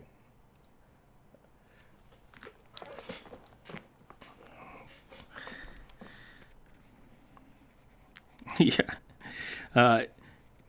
Yeah, I very much appreciate that. That is a very generous tip. So I appreciate that. Yeah, we'll have to figure out something fun to do for that. That'll be good.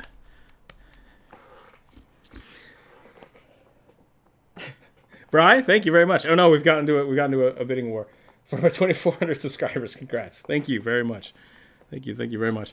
Now I'm overwhelmed and I don't know what to do. I feel very giddy right now. Thank you guys. This is great. We're getting some.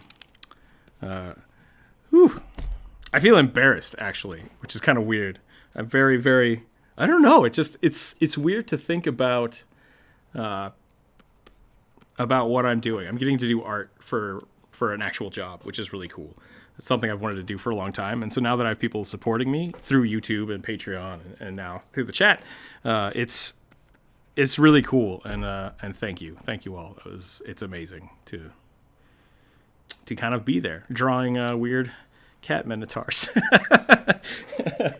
It feels surreal, and I am humbled. So thank you all very, very much. It's amazing. It made my day, made my week. We're gonna keep doing some fun stuff today, I think. All right.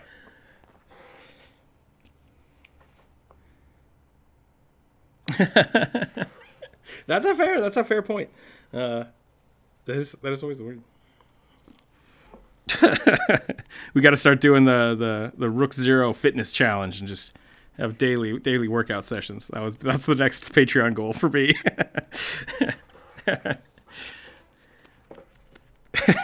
Just instantly bail. Like, I'm not on board anymore.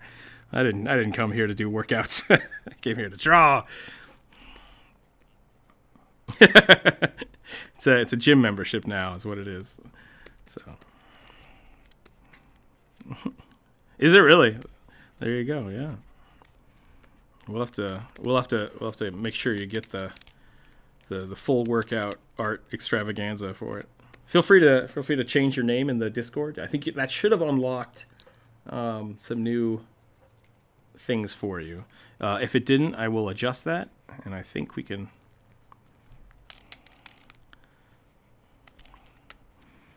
We'll figure something out with that later. The Discord and the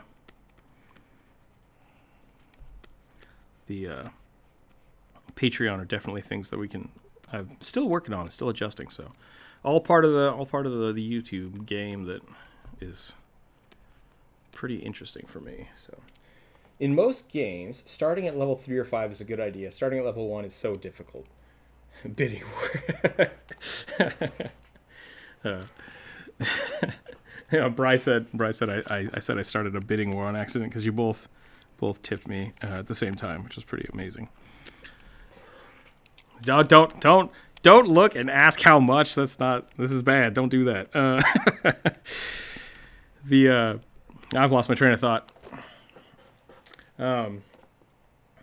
Yeah, starting at level 1 is very difficult. I think it's a really good way to introduce mechanics.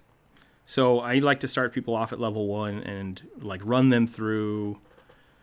So Rise of the Rune Lords, I'm going to do it this way. Rise of the Rune Lords is a module for Pathfinder, and they start you out in the town of Sandpoint, and you run through the Swallowtail Festival, which is like a butterfly festival.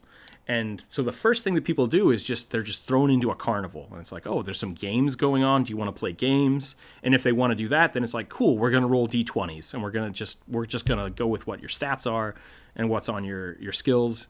We'll play some games, roll some dice. We'll learn that way. Then you get attacked by goblins. Spoiler alert, if you want to play Rise of the Rune Lords, lots of goblin attacks. Goblins eventually attack the city, and then you're basically introduced to combat very slowly. It's like, okay, 3 goblins are attacking your party. That this party has now come together because you are all in the town square. Goblins are attacking. So level 1, basically everybody has an attack. That's really all you can do. And so I think that's a really good way to say, your attacks hit armor, they're attacking you, you can move. And then after that, I level them up very quickly. So you do your first goblin encounter, you're all level 2. It's like, what? It's like, yeah, you just went from being that baker that found a battle axe and decided to become an adventurer to now having some kind of skills. You're a little tougher. You understand combat and just go to town with it. So that's a really good way. I think level 1 is really good for people who have never played before. But if you have a basic understanding, level 3, level 5 is kind of where you start getting your abilities. I think level 3 is where you get your first kind of class ability. Level 5 is for D&D, you get your subclass or whatever it is, like so your Eldritch Knights and stuff. That might be at level 3. Is it 3rd level? Okay, yeah. So 3rd level is really where you start getting your skills, and I think that's a great place to be. Whew. Trying to get all the blood out of my face because I'm still like embarrassed. Oh, so good. I love you guys. You're all great. I appreciate your support. Where's the person that wanted the cat minotaur? I need to read the chat. We did something. Rick, okay. Did you want Eek the cat minotaur, or do you want like an actual minotaur? I feel like I did some funny stuff there. I like it. Actually, yours looks kind of like a squirrel, which is kind of cool. I like that idea. With the, like make the tail a little puffier, and you just got like buff squirrel.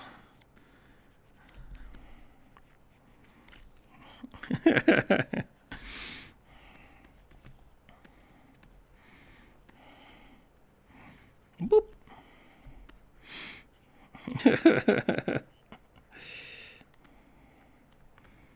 Oh yeah. Okay, so we got little cat legs. Little cat leg. We'll just do. My cats are kind of chunky. They're little chunky cats. I'm trying to. A heavy metal cube. Yeah, a little bit. I could definitely see that. And then we'll give them the tail over here. I think that's probably good. We'll go ahead and we'll do. Yeah. If you have leather pants, you're an adventurer now. Like regardless of. That's how. I'm pretty sure that's how it works when you buy a motorcycle. You buy a motorcycle. You just own a motorcycle. As soon as you buy the leather pants, you are now an adventurist, and you have to. The next step is the goggles. You get the goggles for the motorcycle, and then you just yep. That's how it works. It's the levels. It's the tiers of adventuring. Because it's not the motorcycle that makes you the adventurers. It's the leather pants. Because you could be a baker. You could be a baker, and then you buy leather pants, and now you're an adventurer. That's how it.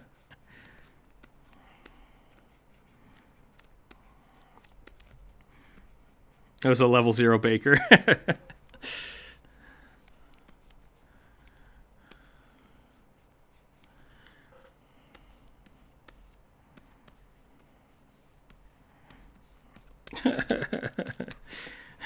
It's a random tabaxi jumps out of the bushes wearing what looks to be a taxidermied bullhead. Fight me, cowards! I can't think of a cat bull pun. I'll come back to that. Meowatar. I am the Meowatar. Thank you, Not. The Qatar. Currently at Rise of the Runelords Campaigns. It's a fun one. Yeah. If you haven't played Rise of the Runelords, I suggest it. I highly suggest that one. # not sponsored by Rise of the Runelords. I have to put the disclaimers in every time. But I think that's our Catatar or our Meowmatar or a Twirlatar. It is a Squirrelatar.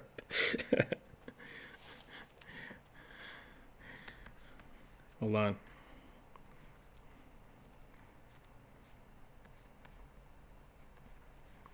We're drawing Meowmatars, apparently. There we go. Yeah.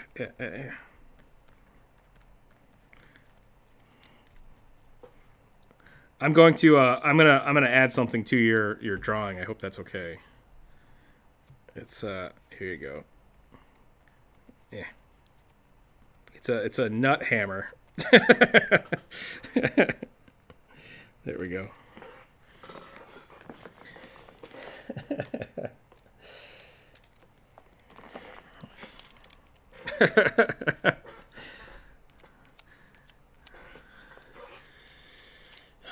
For everybody in the YouTube channel, you're missing a plethora of nut-based jokes and squirrel-based insanity in the Discord chat. So, bow. Rip and tear. Back to rip and tear. I think we need to draw the Doom guy. I think no one's thrown out anything after that. Yeah, let's do it. I'm gonna draw the Doom guy. What's Acorn? Well, I might have just made the chat go weird. Sorry about that, or the video. Let me double check here. What have I done? There we go. Okay. Doom Guy! I've seen so many D&D things.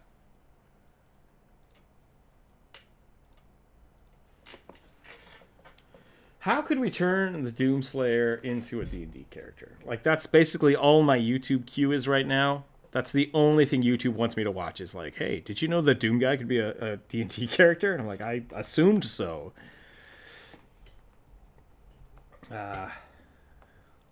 What if...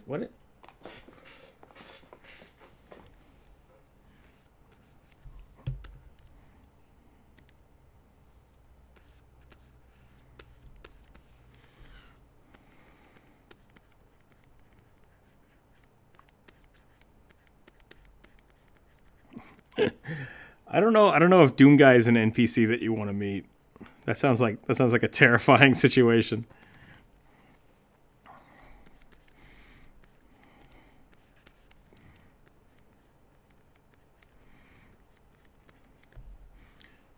Let's do this. He's got like the little weird respirator thing going on in the helmet.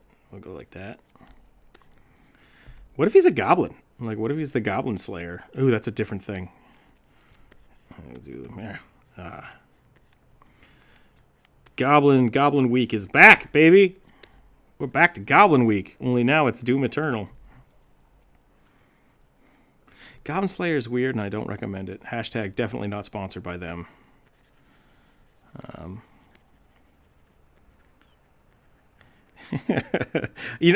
That's kind of my thing though. I don't think I would ever, if I ever got a sponsorship, I would have to believe in what it was, because I do not like. That's not a word you want to hear without context. Oh no, what did I miss? Currently, what? I don't know what I missed, Brian. I apologize. But yes. Doomslayer. Might have been the word you were talking about. Yeah, I have a really bad time with not being tactful about things that are sponsoring me. I once had when I worked for the university, a bunch of people came in, they're like, well, what do you think about this? And I basically told them exactly what I thought. And then all my instructors were like, what are you doing? Those are prospective students.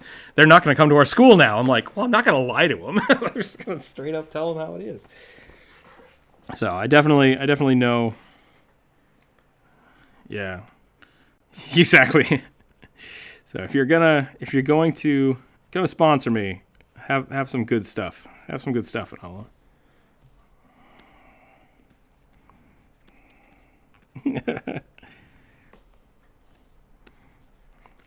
Yep, you definitely bring your A game if you're gonna try to sponsor me.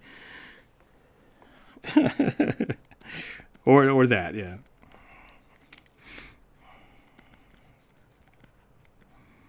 Okay.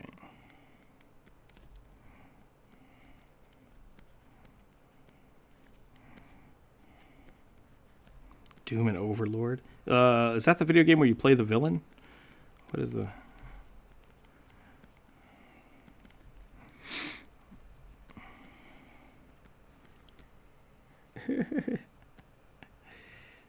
Overlord is a pretty good game. I'm going to give him a crossbow.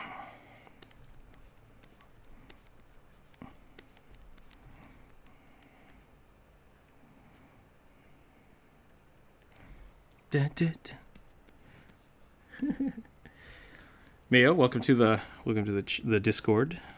Glad we're getting some more people in there. Mayo, you missed the earlier. We tried to redraw mayonnaise from yesterday. That'll pop up in the stream here in a minute. I just flies that through real quick.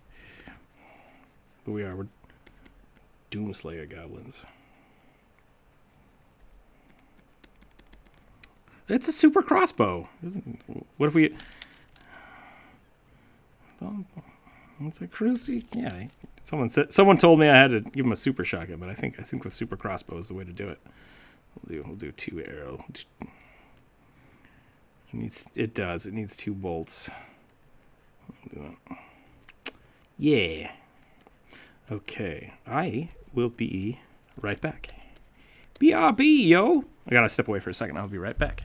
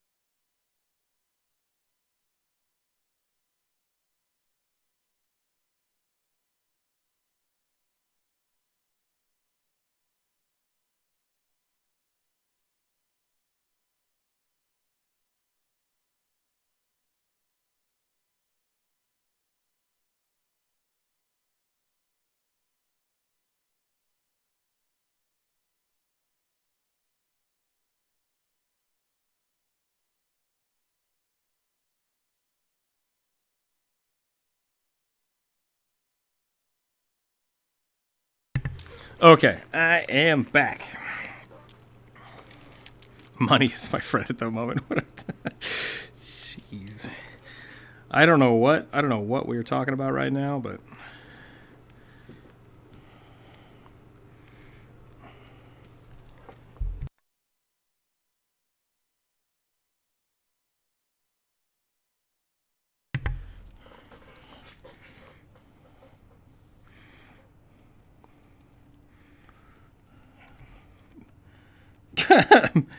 make friends with fairy dragons and then kill them. That doesn't sound like a good first.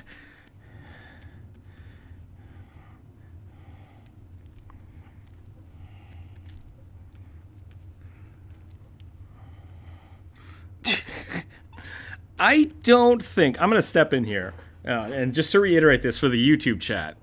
You know what? I'm not going to reiterate it. I don't think fairy dust comes from grinding up fairies. Yeah, if your DM is doing that to you, maybe have a talk with them. Hashtag not sponsored by fairies.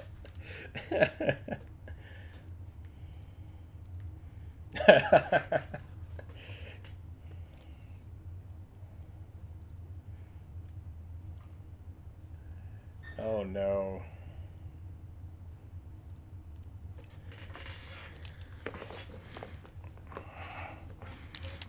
So basically what you're saying is your DM got bullied into making fairies into fairy dust by watching a YouTube how it's made of fairy manufacturing. That's a to be fair, that sounds like a totally legit D&D campaign. That sounds exactly like something that would happen. So, yeah.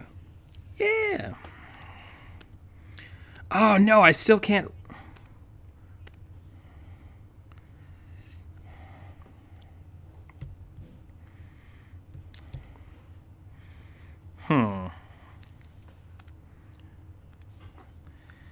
Aggie, if you're listening, I need a transform tool. I just want to rotate this thing. That's all I want. I just want to rotate it. None of the buttons work to rotate this. No.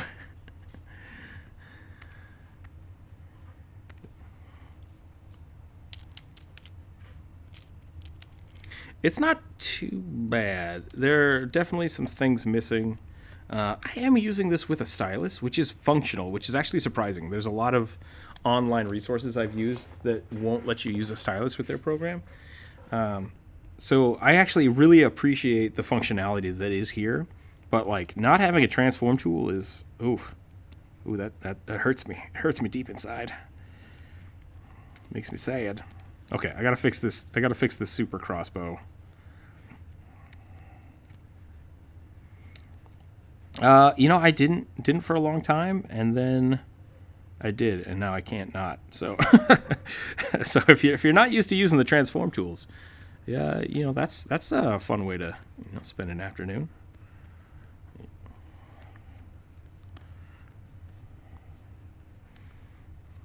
Yeah, being able to stop and totally rearrange everything on your drawing field is super powerful. Something I noticed when I think we talked about this yesterday on stream, was basically like when you start out drawing and you accidentally do something like this because you're looking at it funny, being able to just cut out this part of the face and rearrange it saves you so much time. It's like, oh, it's amazing.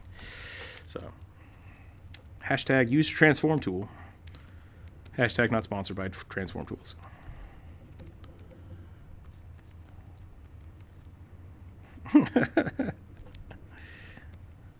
Oh no, what happened? People are leaving. We've offended people with our transform tools. No, it's fine. I think okay, so this is a pretty good Goblin Doom Slayer. Hashtag not sponsored by Doom. Hashtag please sponsor me, Doom. I don't know what I would do with that. That would be fun. Yeah. Yeah, just play Doom a whole bunch. For today on Rookzer0 Draws Stuff, we're not going to draw stuff. We're just going to play Doom.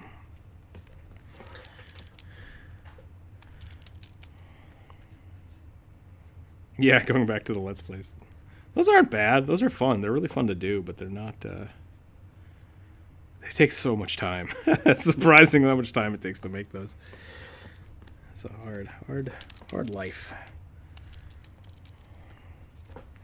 That's a pretty good Doomslayer. I like you actually remembered that he has things on his arms, which I forgot. So that's good. He's got the weird arm blade, right? And then the bumps. We can flip it. We can flip it if need be. Goldtooth. Thank you, sir. Thank you. I just said sir again. I'm so bad at that. Thank you. I call a lot of people sir just out of habit. No, it's just I say any authoritative figure, someone that I respect above me, I will say sir to, and I don't think that's appropriate. People willing to support my art will always have a very special place in my heart. So, buy yourself a few potions. You're gonna need it in the depths of hell. There we go. If we're doing some Doomslayer runs, we definitely need some healing potions. That would be a fun campaign. I think the Critical Role guys did that already. I didn't. The players played as the demons. That's a cool idea. I like that. But still, yeah, that would definitely be a good environment to play, at least a good campaign in. When I started DMing years ago, some of my friends found a Diablo campaign that was written for the original Diablo game. Someone came up with a D&D module for it. And I thought that was pretty... They bought it as a joke because they're like, look at this dumb thing that you like. And I was like, this is really cool, thank you. And now all of them play D&D with me. So it was a good introduction. But yeah, so I kind of like blending those things. course, I'm also the same person that made a one shot for Jurassic Park. So definitely in the works. I might have to do that if we run a Discord game. I might have to do Jurassic Park because it's fun. You don't play as the dinosaurs. You definitely play as the people. But it's a lot of fun.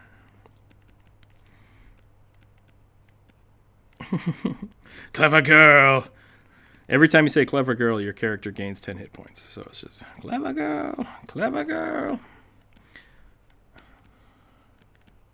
No, that's not an actual thing. Don't try that in my games. You might get hurt.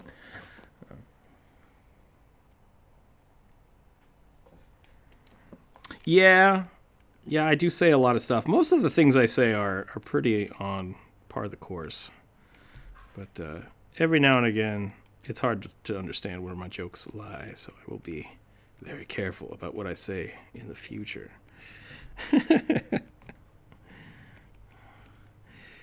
No, my when it comes to DMing, I'm pretty laid back about it, so feel free to make any jokes you want at the table, unless they're inappropriate, in which case, your character might trip and fall or something. We can come up with that. Yep, just bites him. Yep, exactly. Clever girl, you're attacked by a raptor.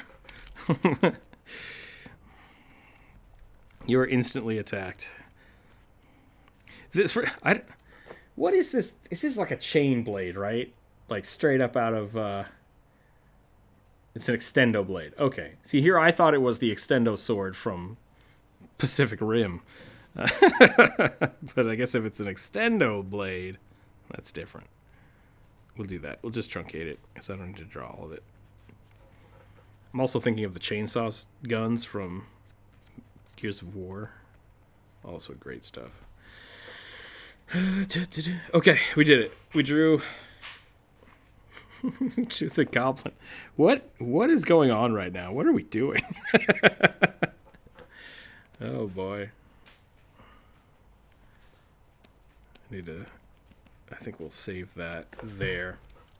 All right. John Edward, I gotta go to bed. It's 4 a.m. Whoa! Thank you for staying up so early. That is. I can't do that anymore. I gotta go to bed at like 11. If I don't go to bed. Next day is just cranky Rookzer0 all day. But I don't got time to make videos. I gotta go to bed. So yeah. We've drawn a lot of stuff today. It's been kind of an interesting day. But John, thank you for hanging out. We will catch you next time. Oh, Cthulhu, welcome to the live stream voice chat. I didn't see you there. Now that I think about it, I heard you, but I didn't realize you entered the room. I'm falling apart, but only right here. So we'll just turn that off. All right, what's the next one? What do we got? Got to think about more stuff now. Yeah.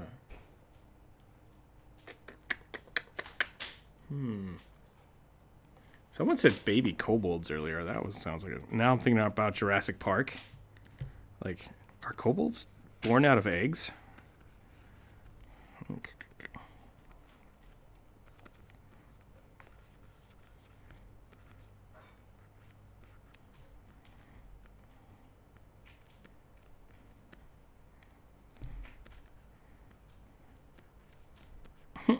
Play a kobold in a hatchery? Oh.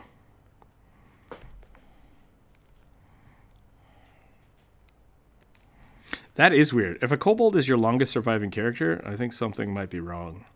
You might need to reevaluate how you're playing the kobold.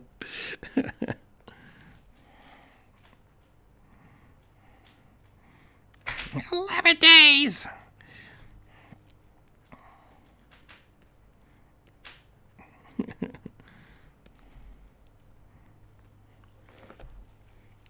That was me. And yes, they are born out of eggs and they mature at the age of 1.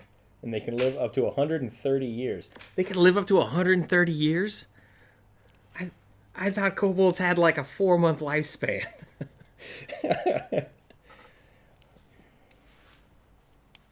To be fair, having a lifespan of 120 years, 130 years, doesn't mean you'll live that long, I suppose. That's kind of the thing.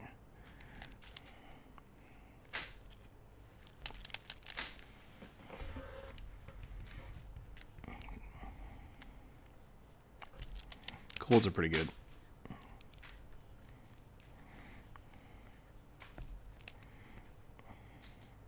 Yeah, hold on. There's a bard kobold in Neverwinter that is pretty famous, isn't it? What's the Deacon? I'm thinking of someone else. Maybe it's not a bard I'm thinking of.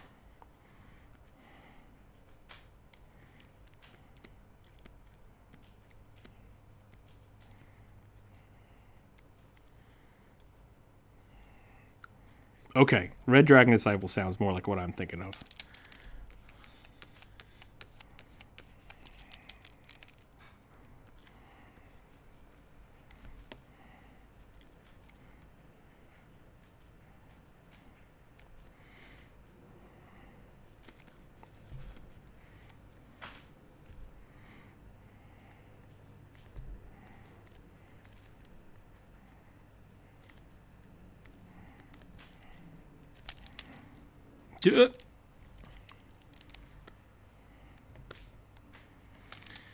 It always weirds me out to think about bards as having magic.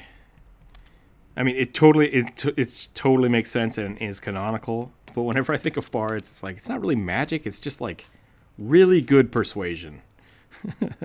Swing your sword harder. Don't get hit by that fireball. Like, oh, thank you, bard friend. Yeah, absolutely, because they are arcane in nature, but and I think it's interesting. Words have power. That's a great way to put it. No, I think you're right. I think you're absolutely right. Of everybody that would learn magic, like wizards basically are very studious, sorcerers innately know it, and then bards, I guess, embody the like collective knowledge of the world, and that's where they draw their power from, which I think is really cool. But I also think of it as just like they're not necessarily drawing from a source. They just kind of are passively causing these people to be better at what they're doing by music, which I really like that too. So Deacon is the bartender in the yawning portal to the Tower of the Mad Mage. Interesting. Is the Tower of the Mad Mage in Neverwinter, or is he Deacon just in both stories?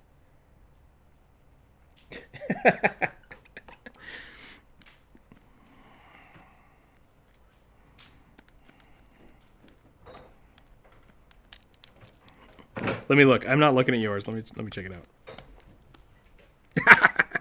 Sorry. Go ahead, not or Ace.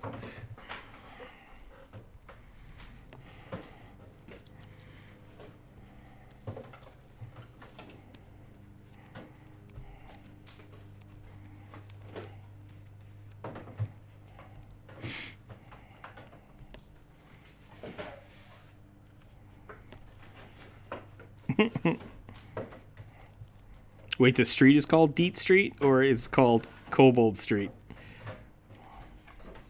Oh, Deacon Street. Sorry. Mayo just wrote Doot Doot Magic Flute, and it made me think of that. But that's some cool lore. Okay, so Deacon's actually a pretty important character in Neverwinter. That's really cool. I like that. Has he ever interacted with Dritz? I guess he would have to if he's in Neverwinter Nights, right?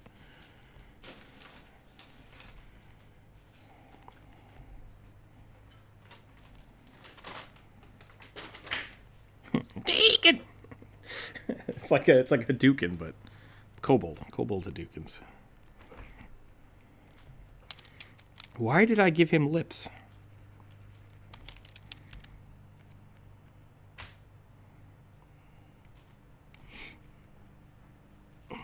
That's pretty cool. I didn't know there were. I didn't know there were too many kobold,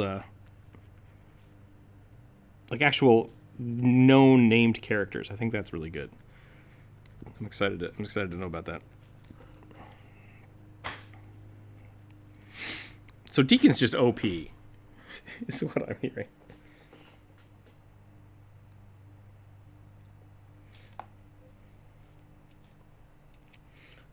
Goldtooth says Deacon is just in Waterdeep. How ugly did we look? Also, kobolds are raised by their tribe, not by parents. This helps them learn to be one with the pack. That's cool, dude.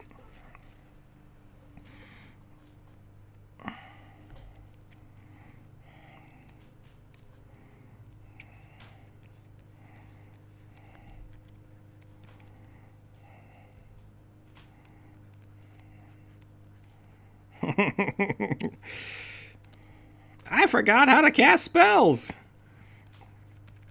All right, I'm gonna make a chubby little kobold here. And give him big old claw mitts.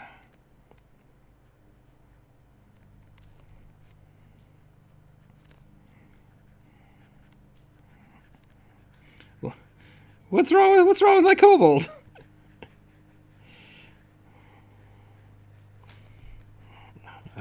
I've got wonderful people. I've got wonderful people supporting me on YouTube, and now I've lost my marbles in the process of doing that. Okay, I forgot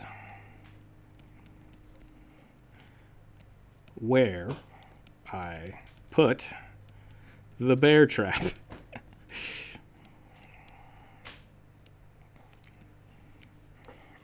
I forgot where I put the bear trap. It's hidden somewhere. I feel like that would be that's a baby kobold problem. Like, I finished the tiger trap. I don't remember where it was though. Everybody walk carefully for the next little bit till we figure out where that went. What do we got going on here?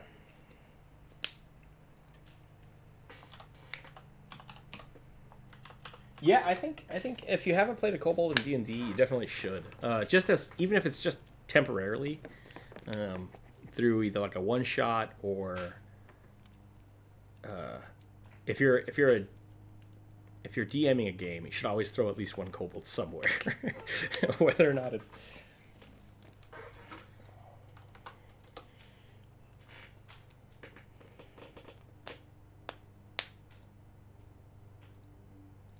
A kobold taking care of a kangaroo. So basically you just took everything you wanted to cram into one. It's like, let's do this. Let's do that.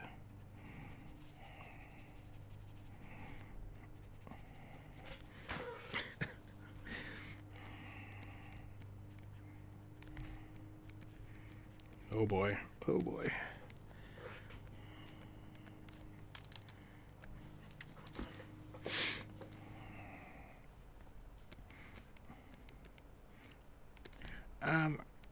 Oh, baby.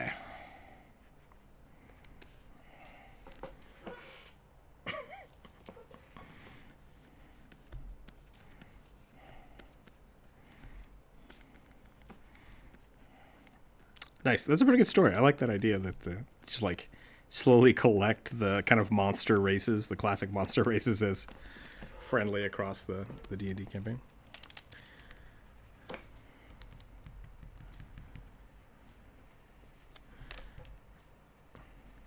I don't know how I feel about other party members controlling other party members. I say that, but I've had a few of the party members I've been with hire other characters and then just like try to convince them to do stuff with money. I think that's pretty great. Like,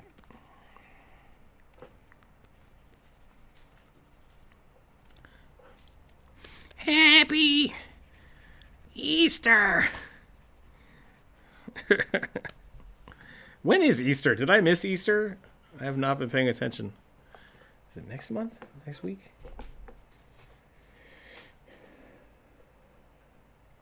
I mean, I've been able to get my...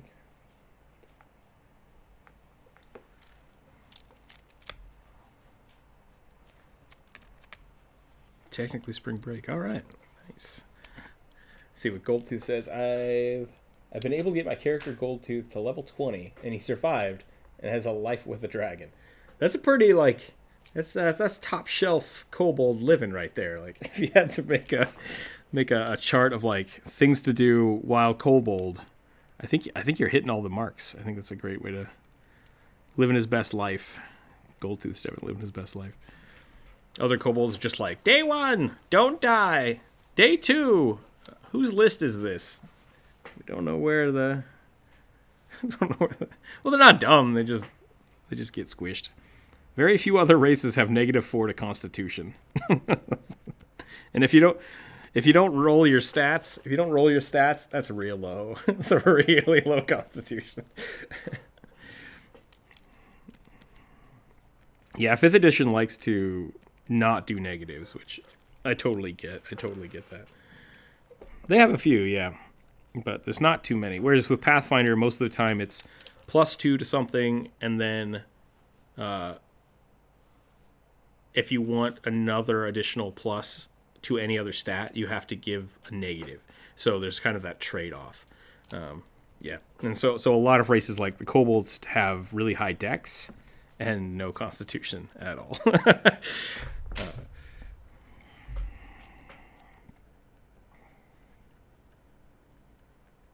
Legendary dragons. Ooh, like dragon kobolds?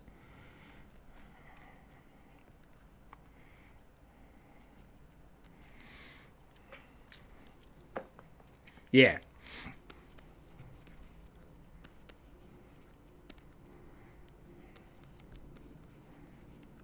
A brute kobold. Oh, it's a beefy kobold. That's awesome.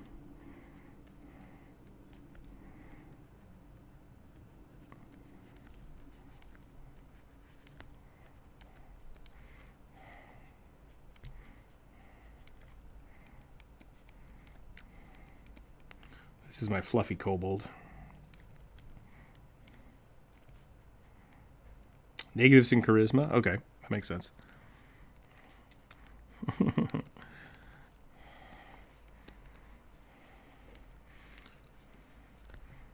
This is the furry kobold that comes from the mountain regions.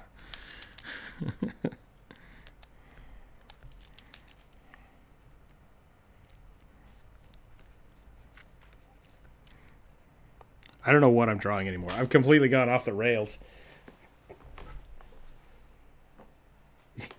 It's a kobold wearing a teddy bear. Pathfinder kind of forces certain races into specific classes, which can be worked out, but it's something that's meh. Yeah, I think a lot of what they did, especially they designed the monster manual first and then going backwards over all of like 3.5, 3 and 3.5. They started saying like, well, if we're using these stats, why are these stats the way they are? And that gives you the general boosts. So lower level creatures generally have lower Constitution scores. Higher level creatures generally have really, really big buffs. And to counter that out, you have to give them negatives. Otherwise, you start with like a Trox at level 1 that has 36 strength. And there's a lot of weird stuff you can do with that. 1,400 years old because I'm an archdruid. I mean, gold to my lucky beginning of the game and not. Yeah, definitely. Druids have some cool stuff being able to live. I think there's a lot of really cool like age adjustment stuff. Do monks have perfect body in 5th edition? I don't know if they do anymore. Okay. Does that make them ageless? Or is it timeless body? Maybe Pathfinder has timeless body. Where you basically just stop aging. Yeah, once you get to level 10, you're basically like a superhero. And then once you get to 20, you're basically a deity. So I think age is kind of like the least thing to worry about in most of those games. Once you get around to 20th level. That would be pretty funny. Like, oh, you're level 19? That's funny. You die of old age. It's like, oh, come on. I was so close.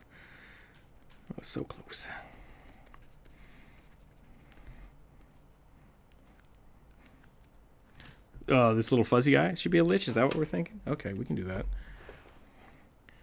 The undead.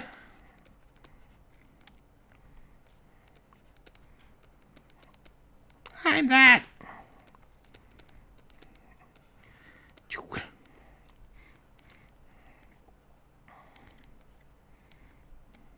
Yeah, I mean, I think that's the thing about being a lich. Like, the last question, they're like, okay, you've got the unicorn hearts. You sacrificed, a couple hundred people. Are you okay with not having skin? Is that a thing you're okay with? And then people are like, whoa, whoa, whoa, whoa, whoa. What? No one told me about this skin thing. And that's why most people don't become liches, because they like their skin. Yep.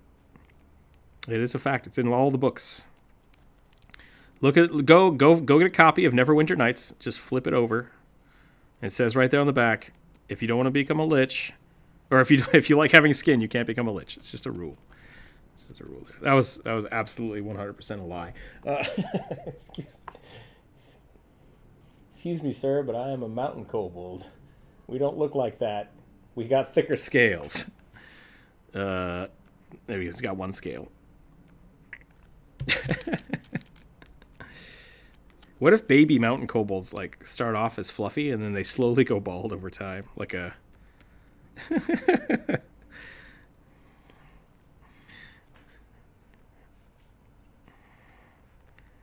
maybe they start feathered. It's like bird rules. You start off super fluffy and then become naked, but with birds it's you start off naked and get birds.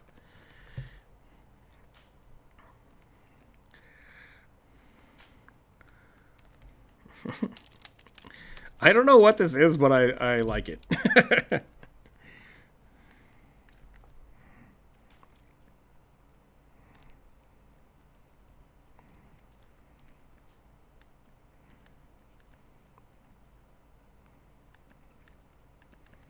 Ooh, dragons with feathers. That's a cool idea.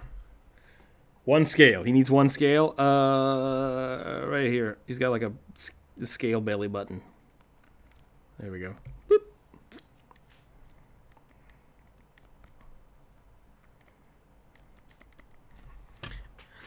secretly a goblin. Here we go. Whoop.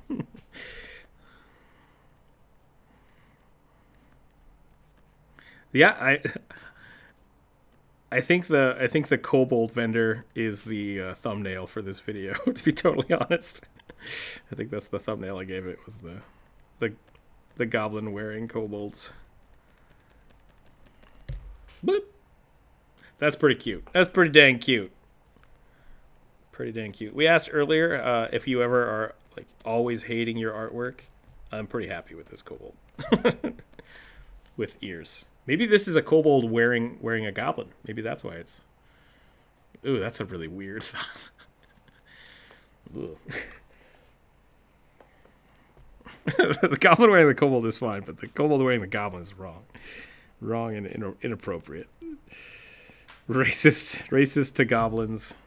Not cool. No, I don't know what we're making today, but I'm digging it. For those of you in the YouTube chat, any ideas? We got baby kobolds. We got some other weird stuff. We got you guys. You might have missed. People might have missed Rosy Cheeks. Rosy Cheeks, the demonic badger wielding necromancer gnome. And Buff Badger.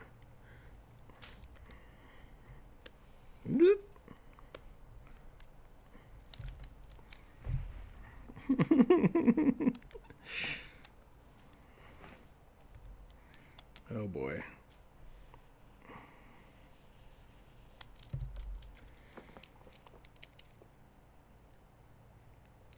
Goblinoid kobold cell.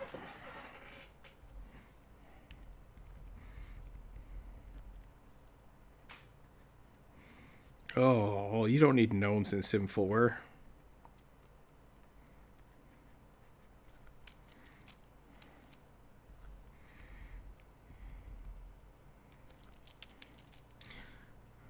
I like how nobody's disagreeing with you. Okay, what do we got next?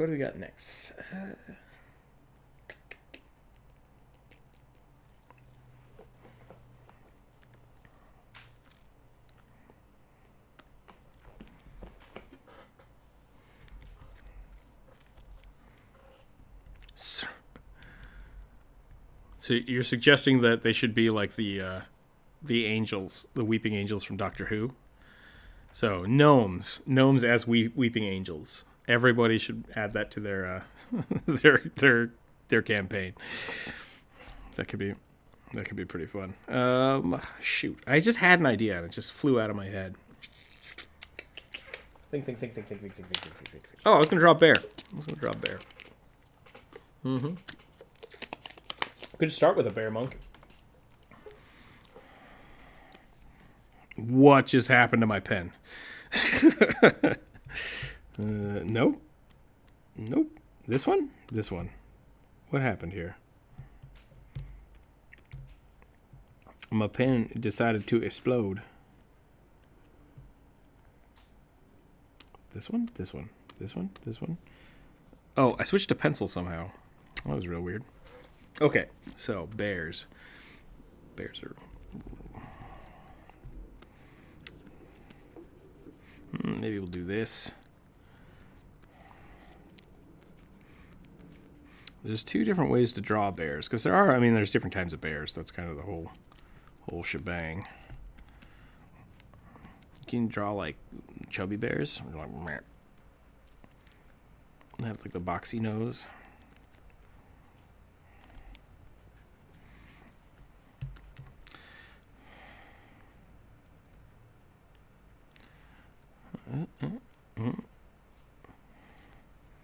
Boop. There we go. That looks like a chipmunk. It looks like I just drew a really fat chipmunk.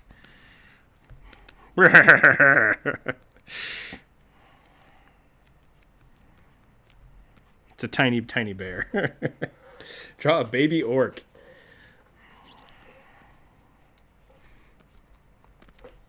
Are chipmunks not normal anywhere else in the world? Is that a very American thing? Gotcha.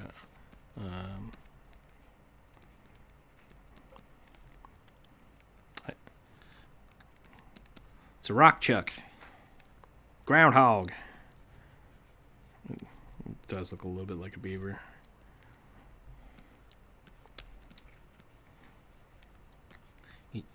It's a ground squirrel, yeah. This... he looks very suave. Hey.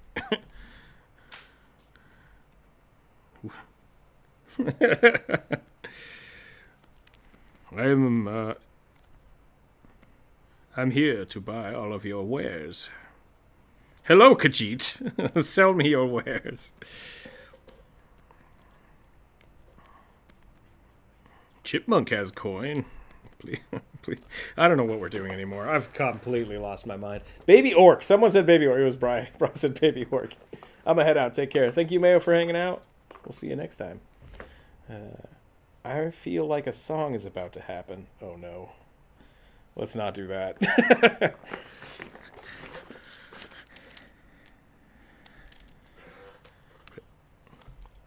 Red Pandas are pretty dope.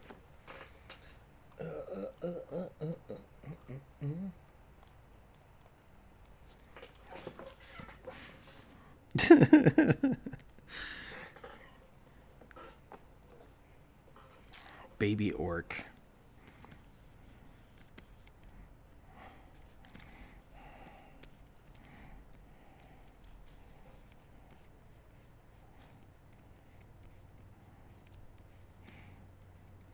Wait, so Khajiits are lunar locked? Is that what you're saying? Like, what do they start? Are they born that way from the get go, or do they like slowly evolve into whatever they're doing, like an Eevee? That super creeps me out.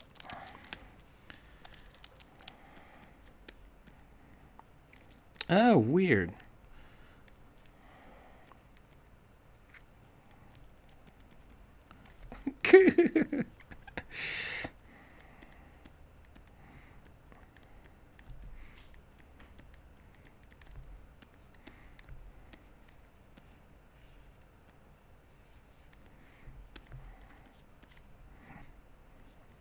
Khajiit has wares.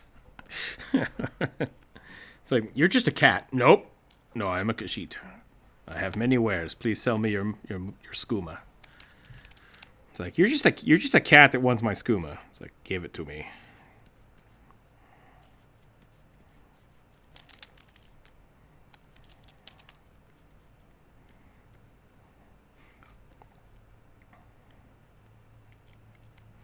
There you go. That's got to be really weird though. Like, if your dad is a cat, like a cat person, and then the baby is just an actual cat. Like, this is my son. You bought that cat. Nope. No, this is absolutely my son. Okay.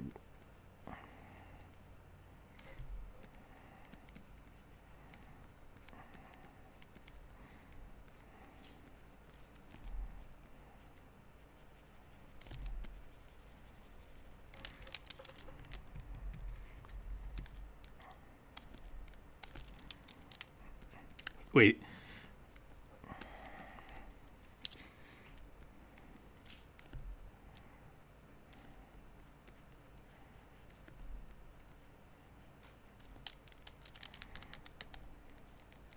Let's see if we can do that. Okay, would a baby orc have hair or a hat? Because I can imagine, like, they're just born with the Viking helmet.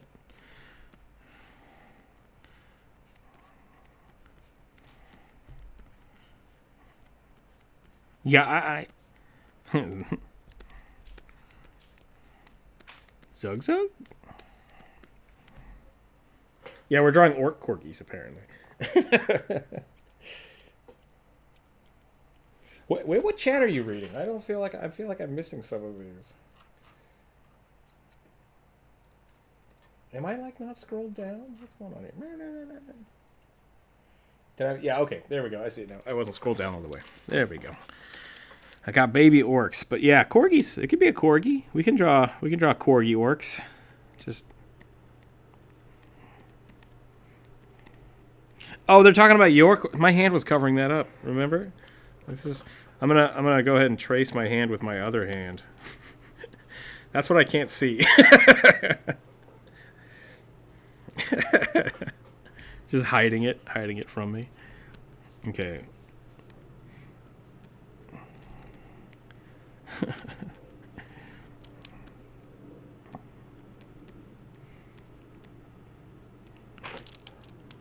Oh boy.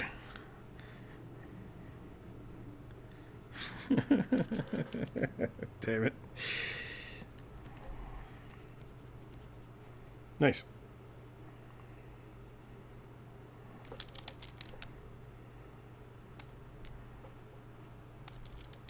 It's just embarrassing D&D parents.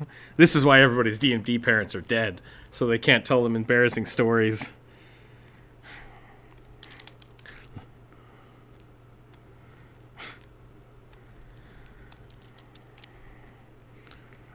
Lothar the Destroyer used to piddle in his pants all the time. I am the Destroyer now.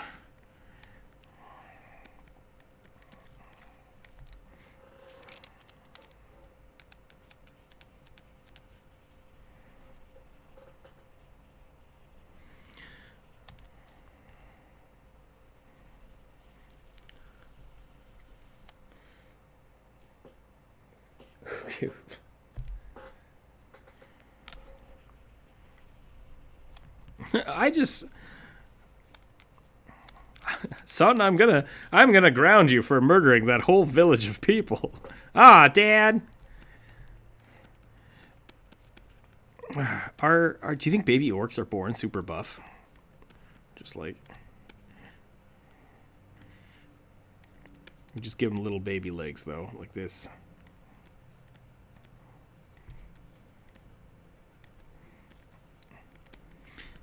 Yeah, orcs grow super fast, which is true. I would agree with that, but like, I'm thinking just like 6-pack from the get-go, and like little tubby,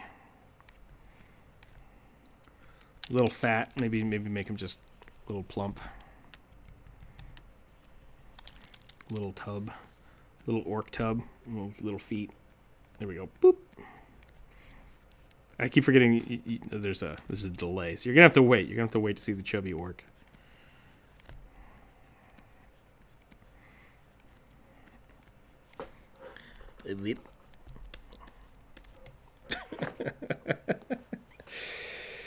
You asked for it. Yep, there you go. Oh boy! Oh boy! Oh boy! Oh, I gotta stretch. Oh, I'm not getting my workout done today. I'm gonna have to start lifting weight while I draw.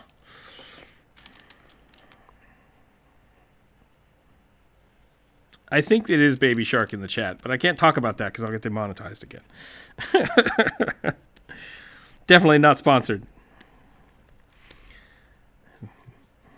Yep, now it's happening. Now it's being visualized in the chat, and that's great. Thanks, Bri, for spawning that. All right, we'll just go here. I've turned this baby orc into just a giant buff orc with really weird eyes. Zug.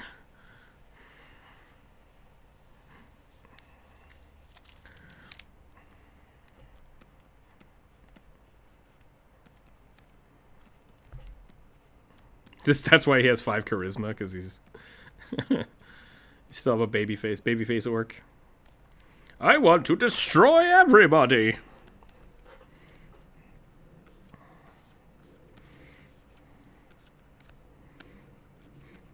Give him little baby hands. That'll fix it.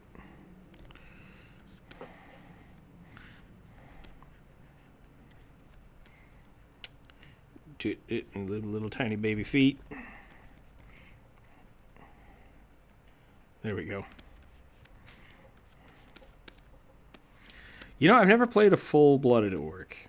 I've had a few friends. One of my friends played an orc with what's the feat called? This is a Pathfinder feat again. I played a lot of Pathfinder. Skepticism, I think, or suspicion, something like that. Basically, you always have to make a will save for any magic being cast on you, but you get bonuses to resisting magic. And so whenever someone would be like, I'm going to heal you. No, don't touch me. Don't touch me with your foul magic. And then if someone was like try to give him a healing potion, and he'd just football spike it into the ground.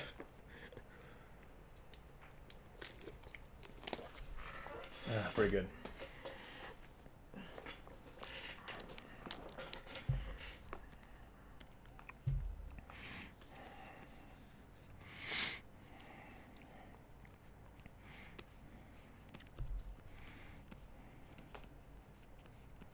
Wild magic. Wild magic is...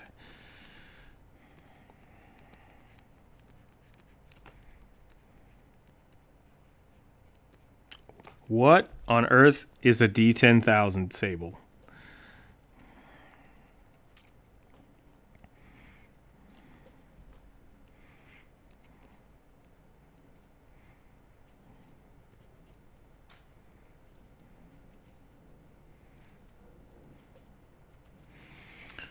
So if you're rolling a 10,000 sided die, you basically need...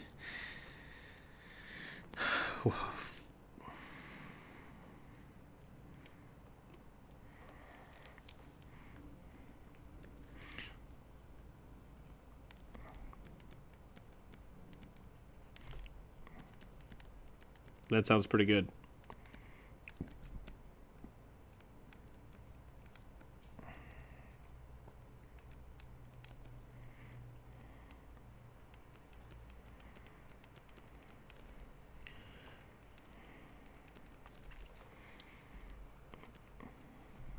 Oh no.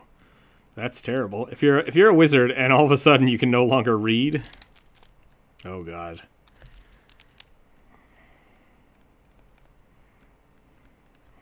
Oh, my glasses, it's not fair. I finally had time. That's another dating myself. I think Twilight Zone was before my time. Maybe not. I don't know when Twilight Zone actually aired. Okay, it was pretty old. But I remember watching old Twilight Zone episodes. Anyone here ever played Rifts? Was that the MMO? Is that what that was called? I don't know if I played Rifts. Oh no, it's Pooh Bear. Please, not the axe.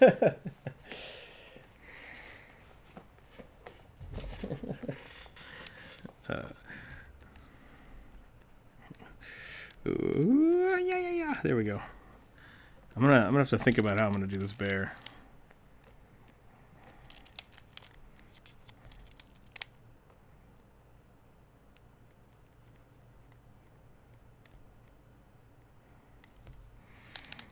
Gorilla Grodd as a character would be kind of fun, I think. I haven't. I saw a single cutscene from it.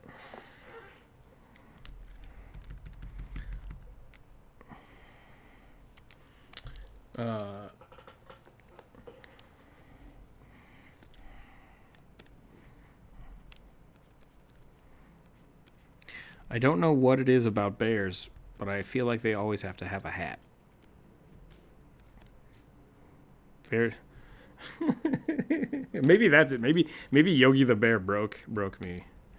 Yeah.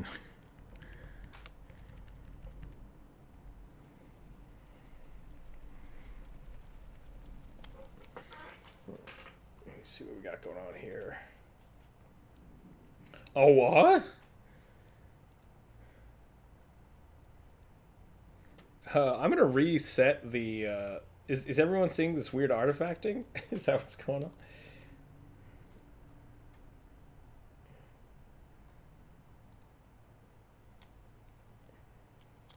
Played on the Palladium system. Yeah, no, I was in the same boat as Ace. I was thinking about the game Rift. That game was all right, I guess, but that's an old MMO that I think had a very short lifespan. I've not played Rifts as a tabletop. That could be interesting. Sorry, continue.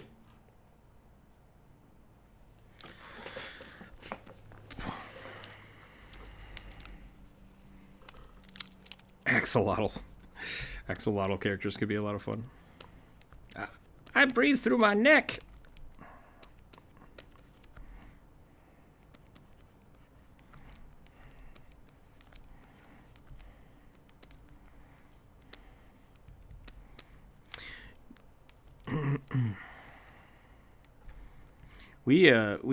I've been playing a little bit of Card Hunter in my time off, which is a fun little video game.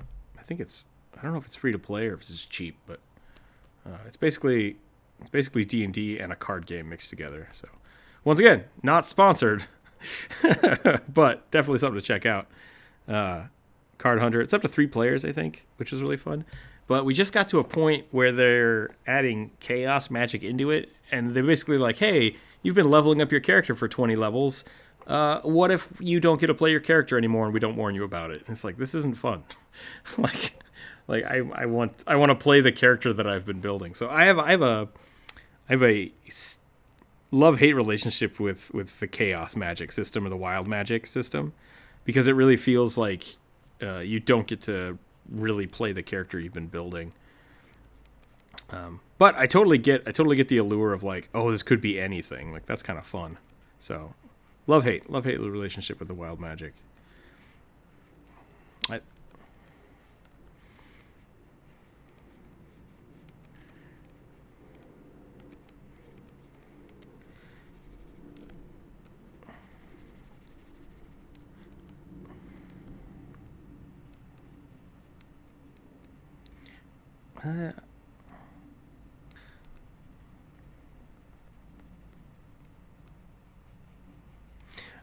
Yeah, I would have to look into it. I know I've only really looked at the chart for things you can do.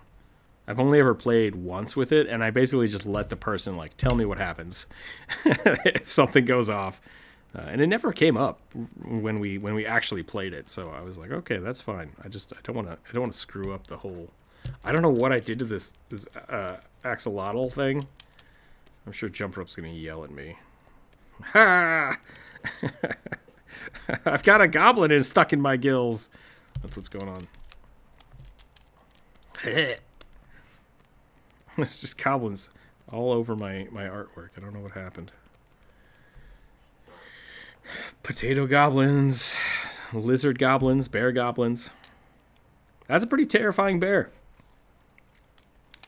Yeah, we've yet to draw a goblin. Maybe we should just draw a regular goblin. That bear is way too beefy.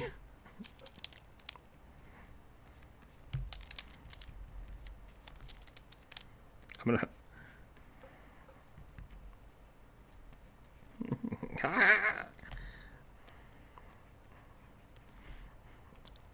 Cough, cough, cough, cough, cough.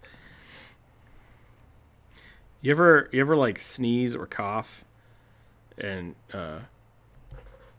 it just feels like there's something stuck in your nose? I feel like that's what I've drawn. I feel like that's what I've drawn now. Just like my nose. I'm gonna sneeze. It's just, it itches right there. Hi.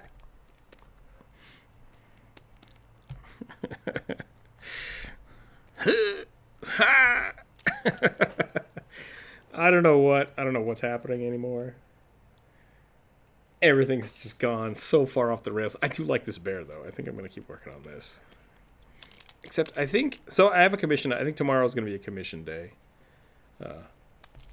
But yes, I mean, I like doing these Discord draws. So I think we're gonna start making this a weekly thing we do. But I'm supposed to make this bear very friendly.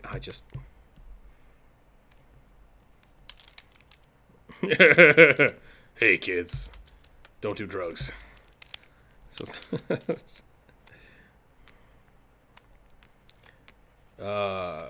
am I okay to say the name of the game you just asked me if I've played in YouTube? Is that family friendly? Maybe. Okay, so Naughty Bear apparently is a game with stuffing, which doesn't sound better. Continue. No, I haven't played it. I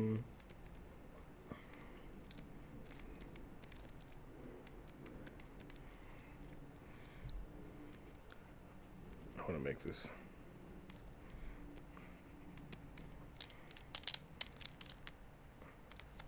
It sounds like The Binding of Isaac, but with teddy bears, is what it sounds like.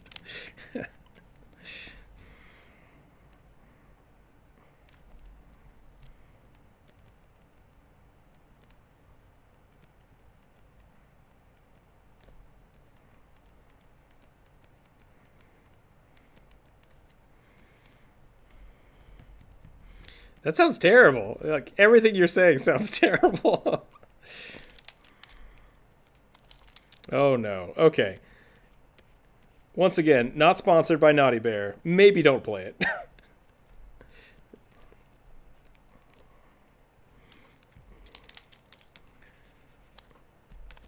I'm gonna go ahead and say Naughty Bear doesn't sound like a PC friendly game to play. I did play, what was it? What the hell was that game called? With the PUBG craze, because I played a lot of PUBG when it came out. We were trying to find something else. Animal Royale? That was surprisingly good. It was a battle royale game, but you played as like a fox or a panda. And you just ran around in exactly like PUBG, but it's a top-down 2D shooter. Super fun game. Yeah. That looks like a sock puppet for the bear. She does. It does absolutely look like...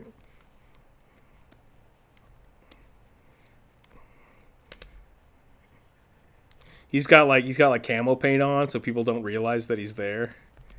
He's just...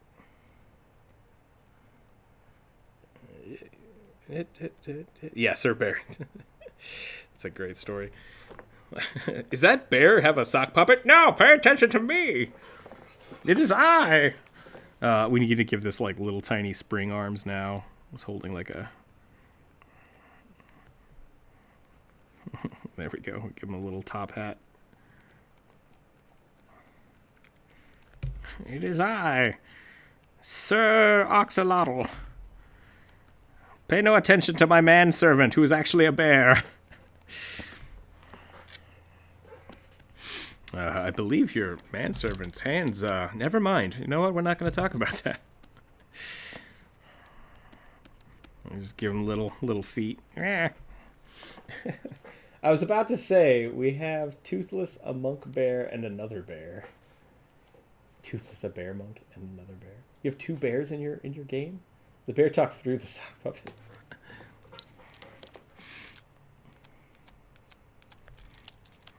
Oh, the two drawings.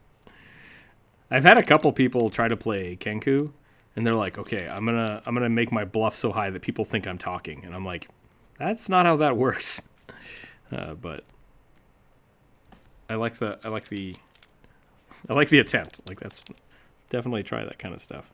That's not how bears work. I've just drawn a dude. I've just drawn a really furry dwarf.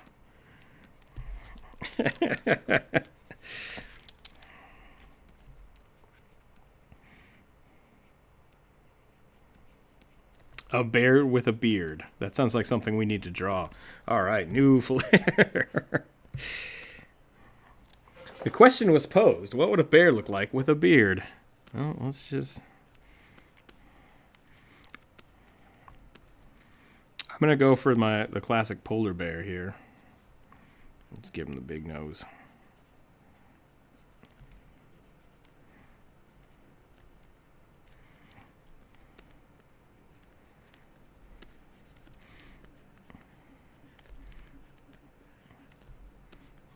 And then we're just going to go bluff.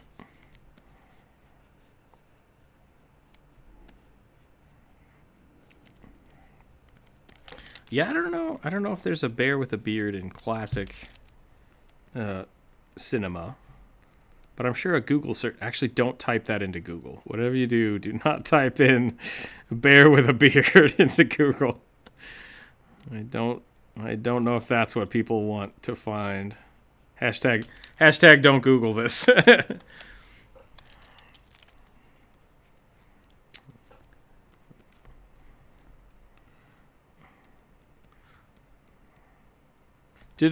Really? Are you using filtered results?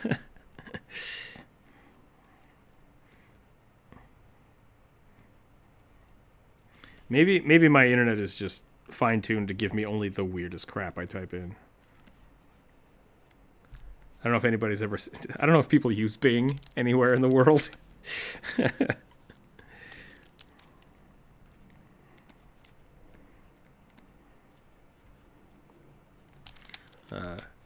I've seen a whole bunch of memes of like typing in things into Google and the two typing them into Bing. I thought those were really, really funny.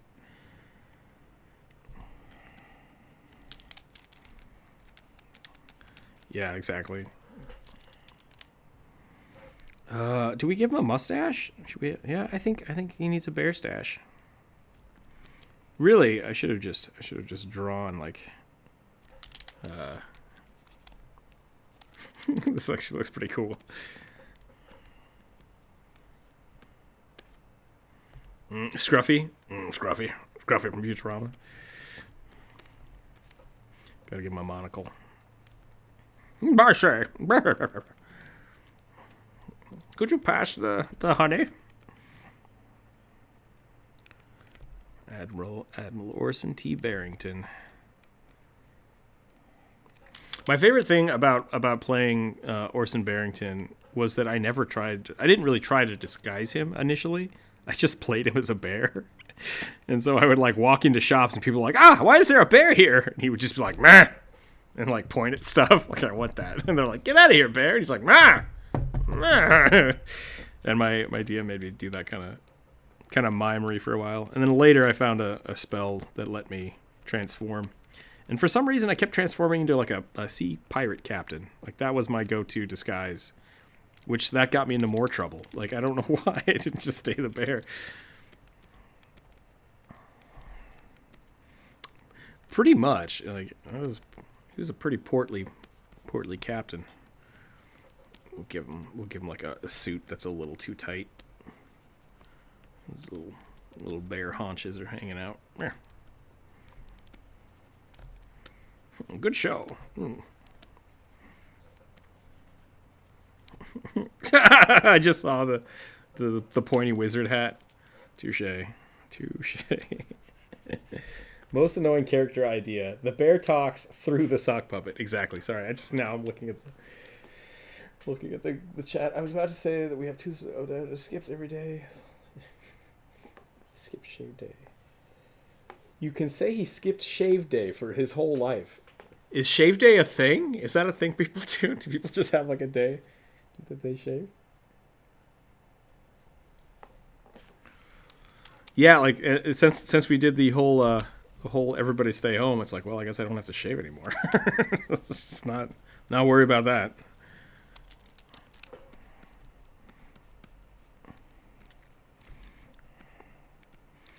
Yeah, that's what we should do. I mean, if you're gonna invest in the stock market, like go into razors, right? People are gonna have to go back to work. Do not take stock advice from me. I am not your stockbroker. Hashtag don't take stock advice from me. I should just change this from D&D, like drawing in Discord, to like drawing and disclaimers. Like everything you shouldn't do after watching this show. Just don't do it. I gotta outbeard your beard. Although I feel like maybe he should have the mutton chops. He should have like big old bear chops. Except what if the mutton chops are like different from the beard? Oh boy, that opens up a whole other opportunity.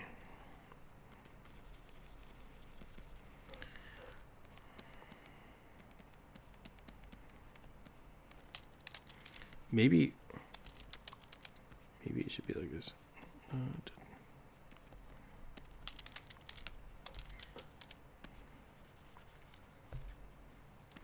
Okay, so he's got the big beard and he's got the dapper hat, but underneath he's just all metal. This is a bear paladin.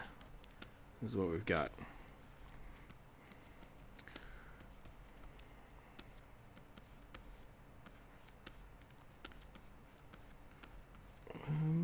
There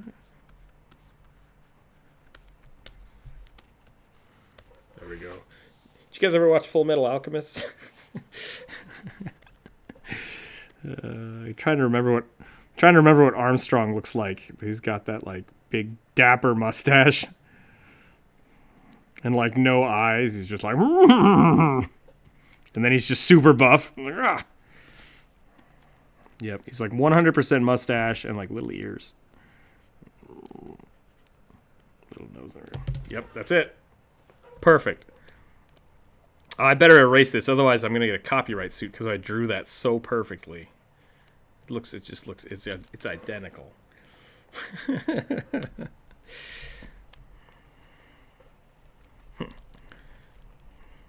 That's pretty good. I like it. It's a bear wizard.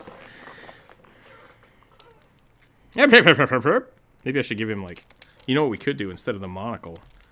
Give him like aviators. Make him a.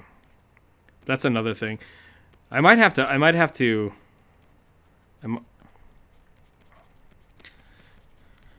So something we did that was kind of fun, which I would recommend. When we were playing this campaign, we had a really, really old, crappy card table is what we were playing on, because we had a tiny apartment and that's what we had. But since it didn't have any top, because like it got peeled off, it was just cardboard. So we all started drawing on the table itself, and so now it's just covered in bears. I might have to Instagram that later. But I like this. Maybe. Well, see now I want him to be a biker bear. Don't type that into Google. Do not type that into Google. I just hear feverishly keyboards just going to town. I tried to warn you.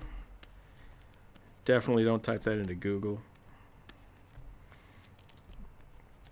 Give him some spikes. Maybe a collar. I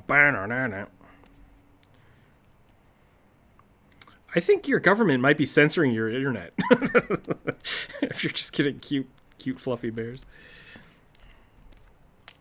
There you go. See, that's weird. What kind of helmets do bikers wear? Like a motorcycle helmet, I guess, but like a little skull cap. Yeah.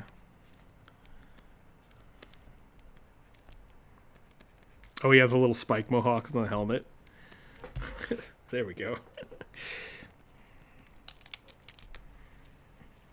I feel like I might need to move the... He's becoming an armored artificer.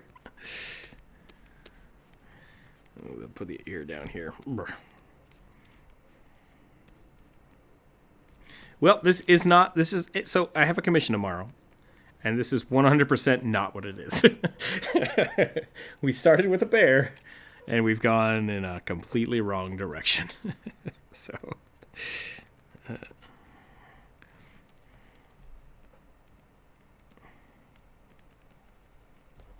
that sounds like the argument of an evil character. I'm not necessarily evil. I'm just, I just choose to destroy the innocent and steal from them all the time. It's all in the perspective.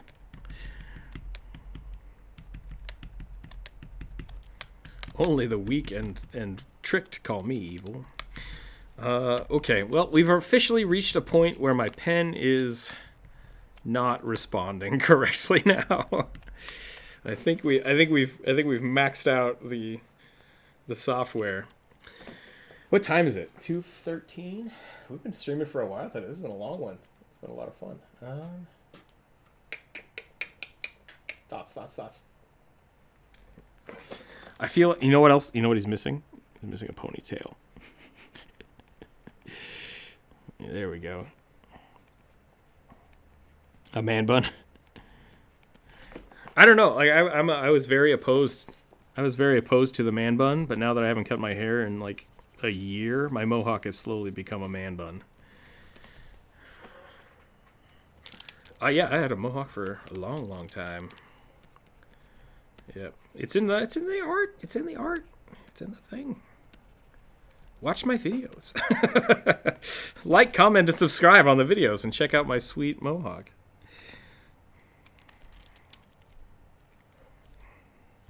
I need to give him like... I need to give... Bear to the bone.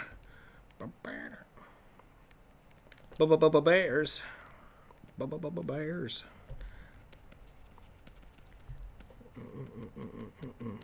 For everybody that decided to sponsor me this week, this is what you have wrought on the world, and I thank you for it. Thank you very much for it. All the Patreons. This is what you're supporting. You're supporting biker bears, and me singing really old music.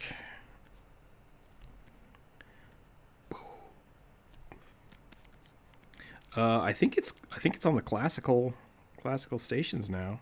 How old does something have to be before it becomes classic? I think it's 10 years.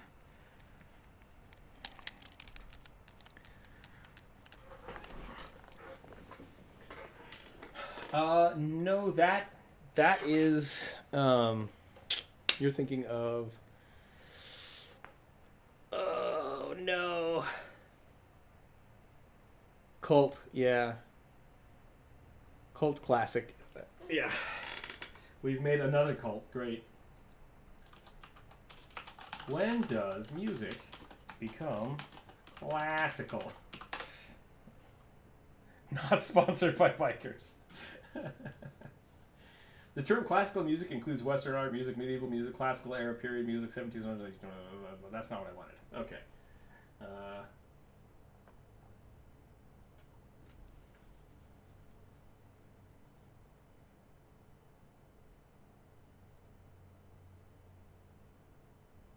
Magic missile.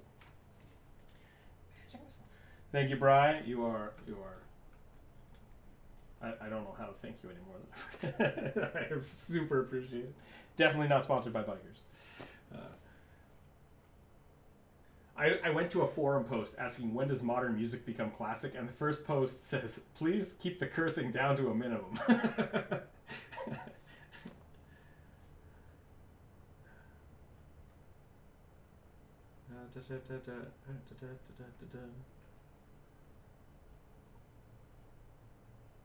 30 years apparently is like the minimum agreed upon. 25 to 30 years. So when did Bad to the Bone come out?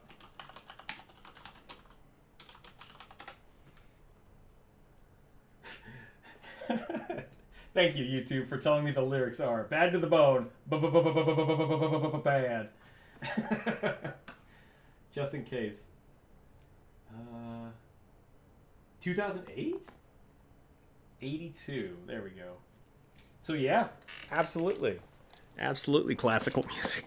Maybe not classical music, but I think it's classical rock now? Is that how we're defining it? Bad.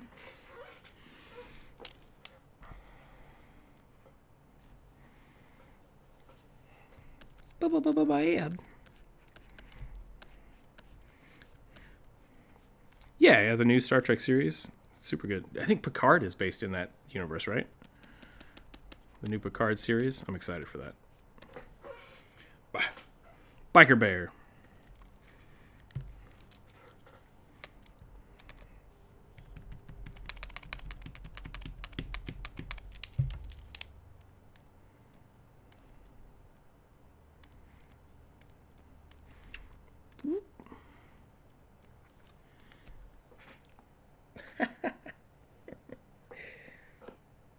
That sounds very legit. Using rock music to destroy super sci-fi shields. That sounds.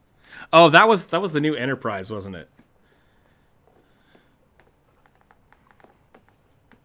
Classical music. Bri just said, "Heck, people are calling Britney Spears classical." Yeah, old people. I am indeed. There you go. And then, what is happening down here? Are we drawing like a T-Rex bear? What is this? I look away for half a second and we're drawing dinosaurs.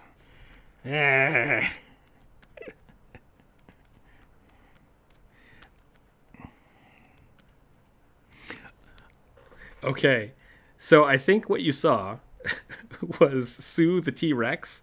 There is new research showing that Sue the T-Rex might have actually been chunkier than the regular depictions of dinosaurs.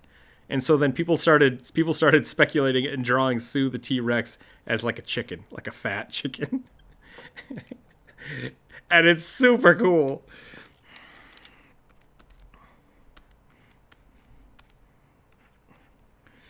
It always makes me think of the chocobos, the fat chocobos from Final Fantasy XIV.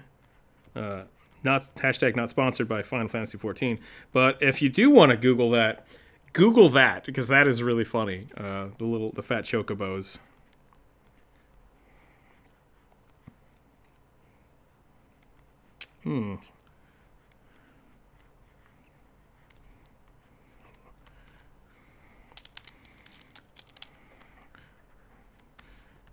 Yeah. Regardless, I can't continue that. So that's why. Oh no! It evolved into a Giga Bear. Ah. Okay, check it out. Chocobos are pretty great. I like me a good chocobo.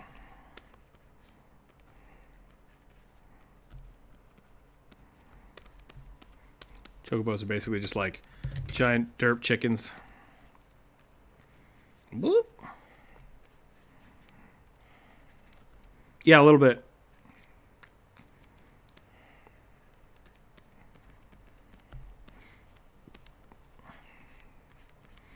So I think I've heard you talk about Ark a few times now, and Ark Survival Evolved. What is it called?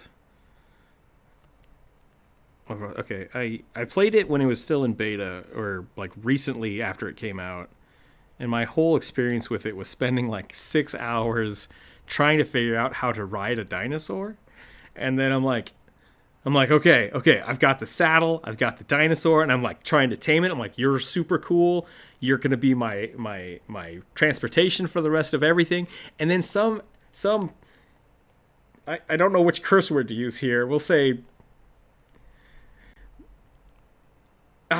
some asshole dinosaur just comes running out of nowhere, out of the jungle, and kills the thing I've been training for like 2 days. I was like, wait, what? Where did this? What? And then it just looked at me and then ran off. And I was like, why would they do this? What just happened? Why would they put this into the game? to just mess with me. Like, wait, he's unlocking the writing portion. Quick, take it out. Not happy with it.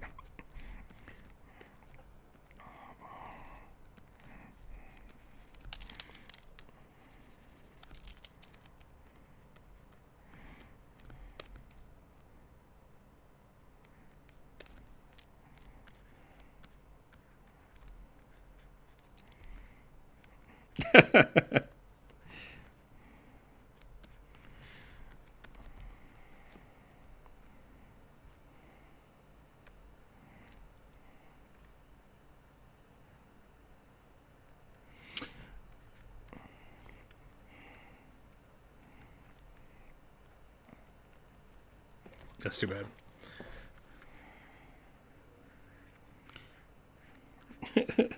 I wasn't sure what you were going to go with that story, because you started the story with, so I was at school, my friend sent me this thing about griffins.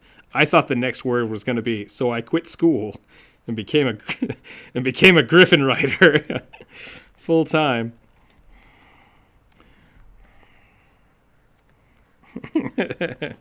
I don't have time for school, but you need to learn about literature. I have a dragon now. Stay in school, kids. It was good, but I was in PvP side of it. It sucked a lot. I mean, how to breed dinos. Yeah, definitely. Evolve was an interesting game. It had a lot of cool ideas, and I just couldn't get into it after my dinosaur was brutally murdered.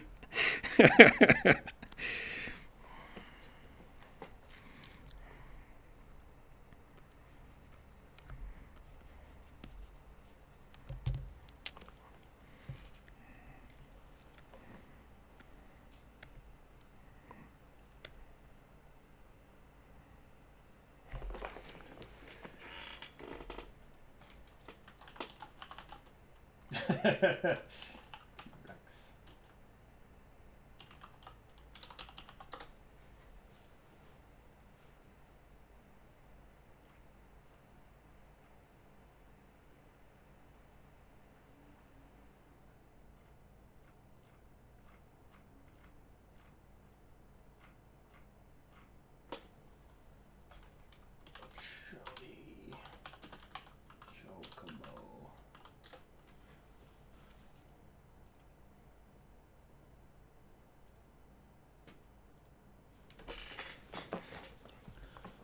Okay, so we're going to do this.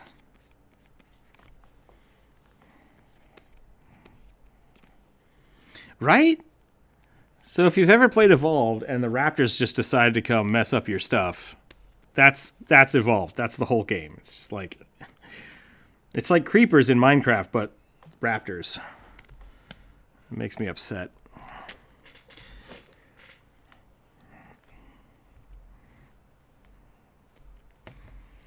Oh, you know what I think happened? I think my keyboard died. Maybe that's why. Maybe that's why nothing's working anymore. Doot, doot, doot, doot, doot, doot.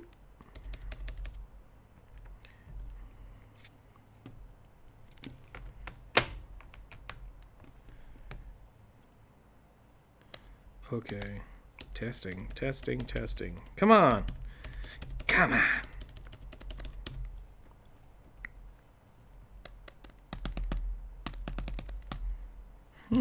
I don't know what I've done here. Oh, maybe it wasn't plugged in. Yeah, no, maybe. This one? This button? How about this button? That button? I think it's just broken. I'm gonna have to use the buttons. Nope. Oh, everything broke.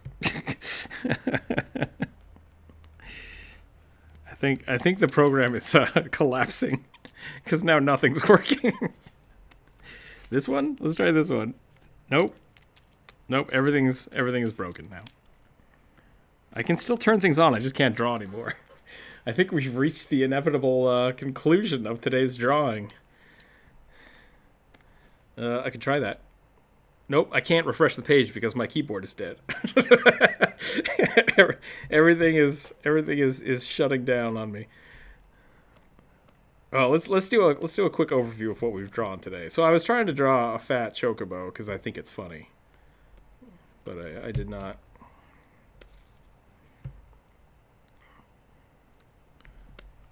Oh, I fixed it. Okay, I had locked the opacity layer. Oh, nope, I still can't undo things, so we're kind of... All right, what do you got? So you got the squirrel. What was this? The squirrel minotaur?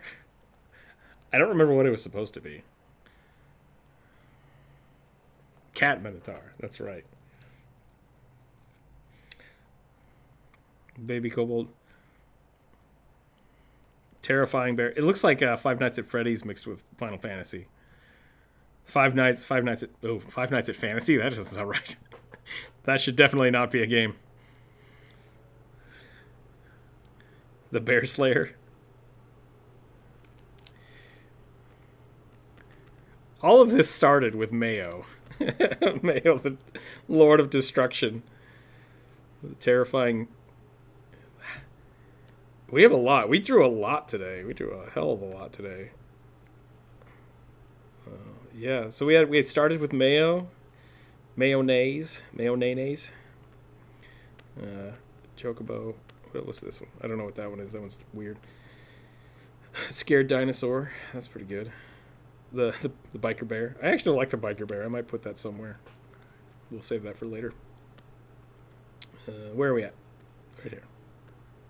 the bear with the sock puppet. That I think is a really good character. If someone doesn't play a bear with a sock puppet, I'm gonna be sad. Otherwise, I will probably turn it into an NPC. You walk into a shop full of strange curios and small figurines, and then what can I do for you? Did that man's hand just talk to me? Okay, for Easter, I think there's a rabbit bunny race that is born from eggs. So I've been thinking about this. I have not been making my videos based around anything, which maybe I should. Maybe I should make an Easter video and have it be like bunny folk. I don't really want to do a bunny folk video, but I could. Like, could we do that? Or like chicken folk, baby Zug Zug. The chipmunk, random chick. Can I draw on this layer? Are you gonna let me draw on this layer? No, I don't get to draw here. Okay, that's fine. No, that's fine. We can go away. I do. Yeah, I have the paintbrush.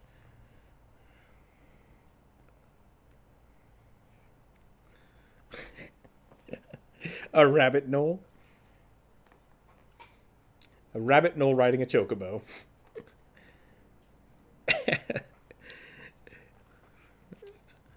All right, that sounds terrifying. Oh yeah, look at this. Look at this cute little... Oh, I can't draw anymore. That's sad. Look at this cute little pudger. Yeah. I forgot I can't undo that. That was bad. Come on, wake up. Wake up, keyboard. You can do it. I believe in you. Maybe I turned it off. How about now? Now. Dang it. I'll just come back to this later and edit it. Not sponsored by Five Nights at Freddy's Fantasy. Thank you, Bri. I forgot to put the disclaimer out there. Nice. Doom guy goblin. See, this is kind of the fun thing. We were talking earlier about like whether or not you're happy with your artwork. I really like this. I had a lot of fun drawing it. Yeah, we got the little golem down there. So I'm looking back at these and I'm enjoying these right now. Will I like them in a year? Who knows? My cat, what do we call it? The Meowmatar? Meowmatar is pretty good. Meowmatar is pretty good. And then the bard. The bard, the bugbear bard with the giant arm. That's pretty dope. I'm pretty happy with that. What is this? I forgot we even did this. Oh boy. It looks like Ghost Rider got poked in the nose and just made him go cross-eyed. He's like, meh. A bug flew up my nose. The badgers. Oh yeah, the badgers and the the gnome druid. Sun's out, guns out, yo. Gotta get your workout going. That's probably what I should do for the rest of the day is get my workout on.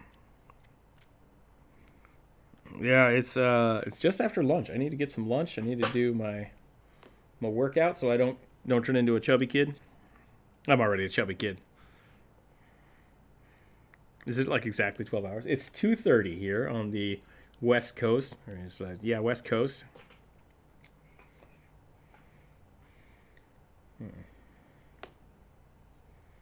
Midnight past 32 minutes. Yeah, so a little bit. 10 hours away. 4:30, pretty good. Oh boy, oh boy, oh boy. That was fun. That was a lot of cool stuff.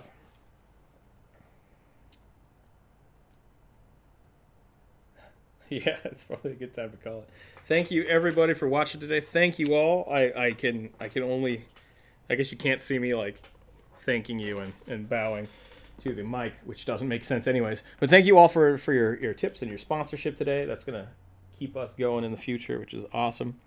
We'll do more tomorrow. I think we're gonna do some commission work tomorrow. We got some cool stuff coming in the weeks to come. I need to work on that.